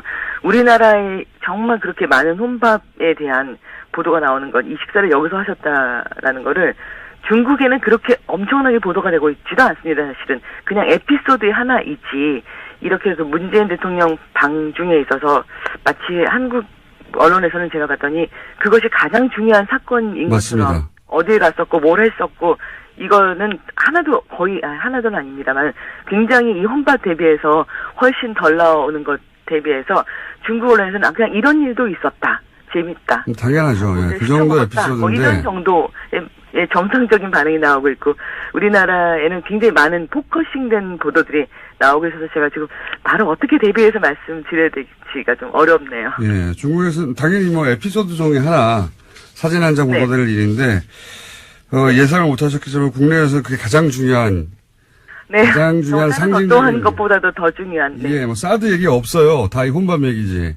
예, 사드가 어떻게 해결됐고 경제 문제가 어떻게 풀렸고 리커창이 더 이상 경제 보복을 하지 않는다고 선언했고 이런 보도는 없고 혼자 밥 먹었다고 보도가 계속 있어서 제가 이제 중국에서 도대체 혼밥을 어떻게 보도하는지 다시 한번 여쭤본 겁니다. 네.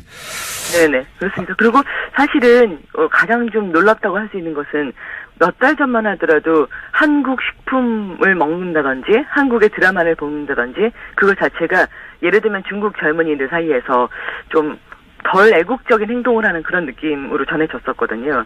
그 예를 들어서 그 왕홍들이 굉장히 많아서 한국 식품에 대한 이제 어떤 모델로 많이 활동을 했었는데 왕홍을 섭외해서 우리 식품을 뭐 우리의 그 어떤 뭐 고추장을 뭐 우리의 라면을 홍보해달라라는 것을 부탁하면 왕홍들이 다 거절을 하고 난 그런 감히 못한다. 얼마나 언론의 비난을 받으려고 내가 그런 것을 하느냐 이렇게 해서 거절을 많이 했었고요.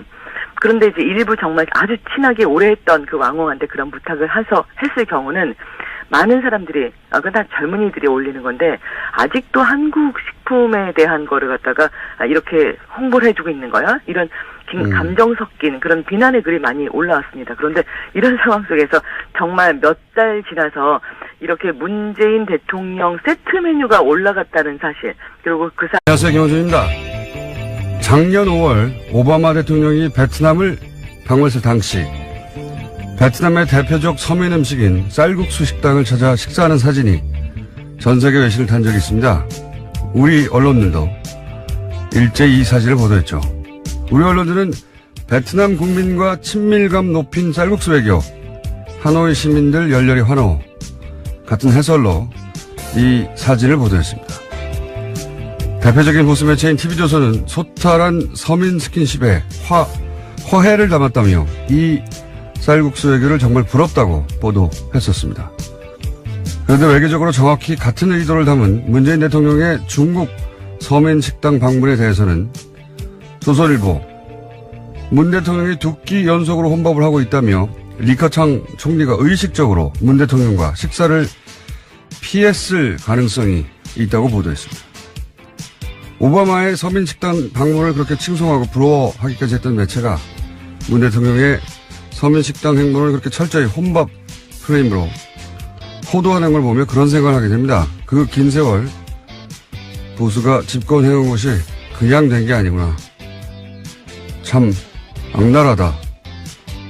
김어준 생각이었습니다.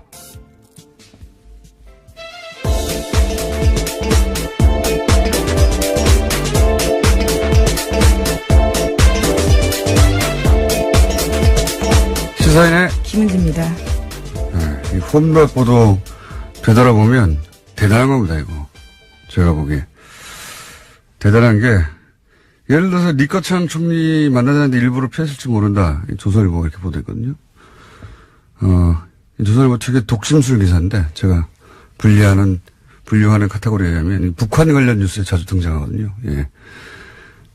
북한 지도자가 이런 마음에서 이런 거 했다라고 독심술 기사 쓰는데, 이 사실 말이 안 되는 게 국가 정상이 방문할 때는 몇 주 전에 가가지고 미리 모든 일정을 합의하거든요. 양쪽이. 네, 그렇죠. 조선일보 뉘앙스는 이제 리커창 총리가 베이징에 있는데 없는 척 하면서 그래서 만나달라고 한 건데 피했다고 말할 수 없으니까 피했을 가능성을 엿본다. 뭐 이렇게.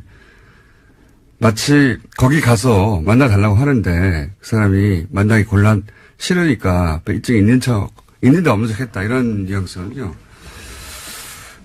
이게 말이 안 되는 게 말했지만 벌써 오래전에 합의한 일정대로 하는 거거든요. 예. 일정, 정상 외교를 모르는 사전 조율을 이렇게 다 철저히 한다는 걸 모르는 이제 일반인들 현역하기 위한. 네, 오늘 아침 동아일보에도 강경화 외교장관 인터뷰를 한 게 있는데요. 서민식당에서 시간 활용하는 것은 이번 방문의 한 목적이었다라고도 밝혔습니다. 너무 당연한 건데 마치 안 만나주니까 할 수 없이 혼자 밥 먹으러 갔다는 식의 뉘앙스로 보도하는 거잖아요. 이게 이 어떤 호도, 이 왜곡의 효과는 이 방중 외교를 초라하게 만드는 거거든요. 예. 혼밥, 이런 단어들과 함께 그 사진을 보면, 아, 대통령인데도 저희가 가지고 아무도 안 만나주니까 혼자 밥 먹는구나. 이거는 그냥 나온 프레임이 아니에요. 노무현 시기 같은 프레임이거든요. 예. 진짜 악랄한 겁니다, 이거. 네, 해당 베이징 식당에서는 오히려 문재인 대통령 세트가 생겼다라고 하는데요. 온라인에서도 주문 메뉴가 생길 정도라고 합니다. 이 오바마가 쌀국수집 갔다 온 다음에도 거기 명소가 됐거든요. 마찬가지예요, 사실. 오바마 때는 하노이 갔는데 왜 하노이를 갔냐면 클린턴 때 호찌민에 있는 쌀국수집을 갔거든요.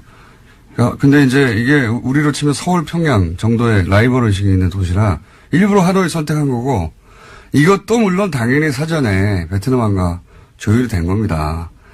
그때 TV조선 뭐 채널에 있는 전부 다 뭐 칭찬 일색이었어요. 쌀국수 외교라고. 예. 이것도 서민식당 외교라고 당연히 보도했어야 하는데 지금 우리 언론 관점 들으면 오바마도 혼밥이에요, 혼밥. 그때. 국빈 방문했는데 어떻게 밥을 베트남 정부 요인가 안 먹고 혼자 먹냐. 혼밥이야, 꽥꽥 소리 질러야 되는 사안인 거죠. 예. 제가 보기엔 혼밥 프레임은 올해 제가 접한 보수의 프레임 중에 가장 악랄하다. 보수 매체는 왜 이렇게 했을까요? 예. 제가 이 얘기를 좀 길게 하는 이유는 이 프레임 자체를 비판하는 미디어가 없어서 제가 좀 길게 얘기했는데. 다른 얘기 뉴스 좀 짚어보고 다시 돌아가겠습니다. 혼밥 얘기는 좀 더 해야 될 것 같아요. 자. 첫 번째 뉴스는 뭡니까? 네, 어제 다스는 누구 겁니까에 대한 이명박 전 대통령의 대답이 나왔습니다. 그건 나한테 물어볼 것은 아니지 않느냐라는 건데요. 사실상 답변을 피한 겁니다. 측근들의 검찰 수사에 대해서는 웃기만 하고 아예 대답을 하지 않았습니다. 이 멘트는 한번 직접 들어보시겠습니다. 국민들이 지금 많이 궁금해하는 부분이 다스는 누구 거냐 이렇게 묻고 있습니다. 이 부분에 한 말씀 부탁드립니다. 그런 라인된 물을 일은 아닌 것 같습니다. 예, 이명박 전 대통령의 전형적인 화법이죠. 예. 나인데 물어볼 건 아닌 것 같습니다. 예, 마치 다른 사람의 일처럼 유체 이탈 화법이라고 제가 오래전에 명명했었는데 여기에 대한 질문의 답은 통상적으로는 내 게 아닙니다. 내 겁니다. 이거거든요. 근데 이 MB 화법의 특징은 그거 왜 나한테 물어봐. 나하고 아무 상관없어. 이렇게 유체 이탈 화법. 이 답을 해야 될 시점이 점점 다가오고 있다고 봅니다, 법적으로. 자, 우리가 처음으로, 네, 기자들이 직접 다스는 누구 겁니까? 물어봤습니다. 네, 어제 송년 모임이 있었는데요. 친이계 인사들과 모여서 이 자리에 기자들이 찾아가서 질문을 던진 겁니다. 네, 이명박 전 대통령. 소식이 없었는데요. 법무부가 이번 달 초에 독일 연방 법무부를 직접 찾았다라고 합니다. 최 씨의 은닉재산 추적과 국내 환수를 위한 협조를 받기 위해서인데요. 뿐만 아니라 금고직이라고 불렸던 데이비드 윤 씨 있는데 공범들에 대한 수사도 이제 확보를 하기 위해서 신병 확보 요청했다라고 합니다. 요거 이제 안원구 전 천장님이 아주 좋아할 뉴스네요. 예. 진작에 했었어야 될 얘기고. 이건 또 안원구 전 총장 시간에 자세히 좀 다뤄보겠습니다. 어쨌든 우리 법무부가 독일 검찰에 가서 빨리 해달라고 했다. 예, 이겁니다. 자, 다음 주는요. 저희가 미니가 하나 있어서 오늘 짧게 해야 될 것 같은데. 자. 네, 뉴스타파 보도 전해드리겠는데요. 제목이 재밌습니다. 한화 김승현 회장의 프리즌 브레이크라는 제목인데요. 한화 김승현 회장은 지난 2012년에 횡령 및 배임 혐의로 징역 4년형 선고받고 구속된 바 있습니다. 그런데 5개월 만에 구속 집행정지 결정받고 구치소 밖으로 나왔는데요. 계속해서 구속 집행정지를 연장했다라고 합니다. 그런 다음에 서울대병원 특실에 입원한 상태에서 최종심 선고를 받아서 결과적으로 징역 3년에 집행유예 5년 받고 구치소 돌아가지 않은 채 풀려났다라고 하는데요. 이와 같은 구속 집행정지와 연장 결정에는 여러 가지 의혹이 있다라고 합니다. 이거는 말이죠. 제가 한번 따로 다뤄야 되겠습니다. 네, 내일 다시 한번 뉴스를 브리핑해 주세요. 왜냐하면 진짜 재밌는 사건이거든요. 이거를 구치소장이 건의를 했어요. 무려. 구속 집행정지를요. 예. 그러니까 이거는 보통 수감자가 하는 건데 여기는 수감자가 직접 나서지 않고 구치소장께서 직접 건의를 했고, 그리고 중간에 많은 과정이 있는데 핵심은 뭐냐면 치매를 앓고 있다고 알츠하이머 앓고 있다고 해가지고 풀어준 거거든요. 결국은. 예, 그런 주장을 하는 교수가 재판에 나타난 겁니다. 네. 알츠하이머는 불치병으로서 계속 나빠지는 거예요. 예. 지금 멀쩡히 잘 있지 않습니까? 말도 안 되는 건데 이거 따로 한번 다뤄보겠습니다. 네. 아주 재밌습니다. 네. 이 사안을 좀 자세히 들여다보면 저도 당시에 왜 이렇게 풀려났지 해서 좀 들여다본 적이 있어요. 굉장히 재밌는 사건이고 저희가 미니로는 이 혼밥 관련해가지고 혼밥 이야기가 끝나지 않았어요. 그래서 다시 한번 미니로 연결해서 다룰 생각인데 어젠가요? 종편에서는 아직도 계속해서 혼밥 얘기를 하고 있는데 어제 채널A에서 이렇게 보도했어요. 오바마 얘기가 또 나오니까 오바마 혼밥하고 다른 것은 오바마는 혼밥이 아닌 것은 오바마 서민식당에 가서 서민들과 막 소통하고 그랬는데 우리는 소통이 없었다는 거예요. 이거 거짓말입니다. 오바마 때 사진 돌아다니는 거 보세요. 당시에 그때 오바마는 브루댕이라고 하는 유명한 미국의 셰프하고 같이 가가지고 둘이 앉아있는 연출이거든요. 그 사진 보면은 그 식당 안에 있는 베트남 사람들은 마치 오바마가 없는 척하고 밥 먹고 있어요. 미국 대통령이 와서 앉아있는데 그러면서 BBC가 한번 보도한 적이 있는데 이 테이블 위에 음식 배열이 너무 대칭이다. 완벽하게. 그리고 젓가락에 가지런하고 하고 너무 연출이 심한 거 아니냐. 뭐 이런 식의 보도가 있었는데 대화 안 했어요. 그 사람들하고 대화 안 통하잖아요. 당연히. 그러니까 혼밥을 아직도 포기하지 않고 계속 보도하는 겁니다. 이 목적이 뭐겠어요? 사실 문재인 홀대를 당했다 할 때 홀대 행위의 주체가 중국이지 않습니까? 이 문장에. 근데 정작 중국 매체들은 이런 평가를 안 한단 말이죠. 그러니까 이건 우리 쪽에서 만든 건데 그러면 왜 만들었냐? 아니 중국이 우리 대통령 홀대 이 나쁜 놈들 그 목적으로 만든 게 아니죠. 이 보수 매체가 우리나라 대통령을 너무 아껴가지고 중국이 홀대해서 화가 나서 만든 게 아니고 문재인은 혼자 밥 먹을 만큼 중국이 상대해주지 않고 무시당하고 있고 무능하다. 이걸 위해서 만든 프레임이에요. 당연히. 악질적인데 아주. 왜 그럴 수밖에 없었냐 보수 진영에서. 이건 뭐 다시 한번 또 얘기하겠고 제가 오늘 미니로 준비한 것은 어제 한번 연결했었는데 혼밥 관련해서 따로 제가 한번 물어보려고 도대체. 왜냐하면 보수 매체 아직도 포기하지 않고 혼밥 얘기하고 있거든요. 그래서 어제 한번 연결했었는데 요 서민식당 방문 관련해서 중국에서는 어떤 뒷이야기가 나오는지 중국 반응은 어떤지 어제 연결했을 때 아주 좋은 반응 있었는데 중국 베이징의 이재명 통신원 다시 한번 연결해 보겠습니다. 미니로. 안녕하십니까? 안녕하십니까. 베이징입니다. 네. 요 혼밥 논란도 아니죠. 논란을 만들어낸 건데 보도가 국내에서는 아직도 끊이지 않아서 그 중국 식당 방문 이후 중국에서는 어떤 화제나 기사나 뒷이야기 있는지 한번 제가 여쭤보려고 합니다. 잠깐 소개해 주시죠. 일단 아마 그 예. 식당이 장사가 잘 될 것 같습니다. 일단 벌써 오셔서 들으셨던 그 음식들을 조합해가지고요. 문재인 대통령 세트 메뉴라는 것을 출시를 했고요. 예. 중국에서는 최근에 이런 음식을 시켜 먹을 때 그 배달 앱이라는 것을 사용합니다. 흔히들 그 핸드폰에 모바일 앱을 설치를 해놓고 거기에서 자기가 이제 먹을 것을 들어가는데요. 배달 앱 메뉴에다가 이미 이 세트를 올려놓은 그런 상태입니다. 사람들은 일단 배달 앱을 통해서 이미 이미 주문 체험을 해보고 세트 메뉴를 먹는 인증샷이라든지 뭐 이런 것을 올리고 이런 것이 또 다시 웨이브에 전파가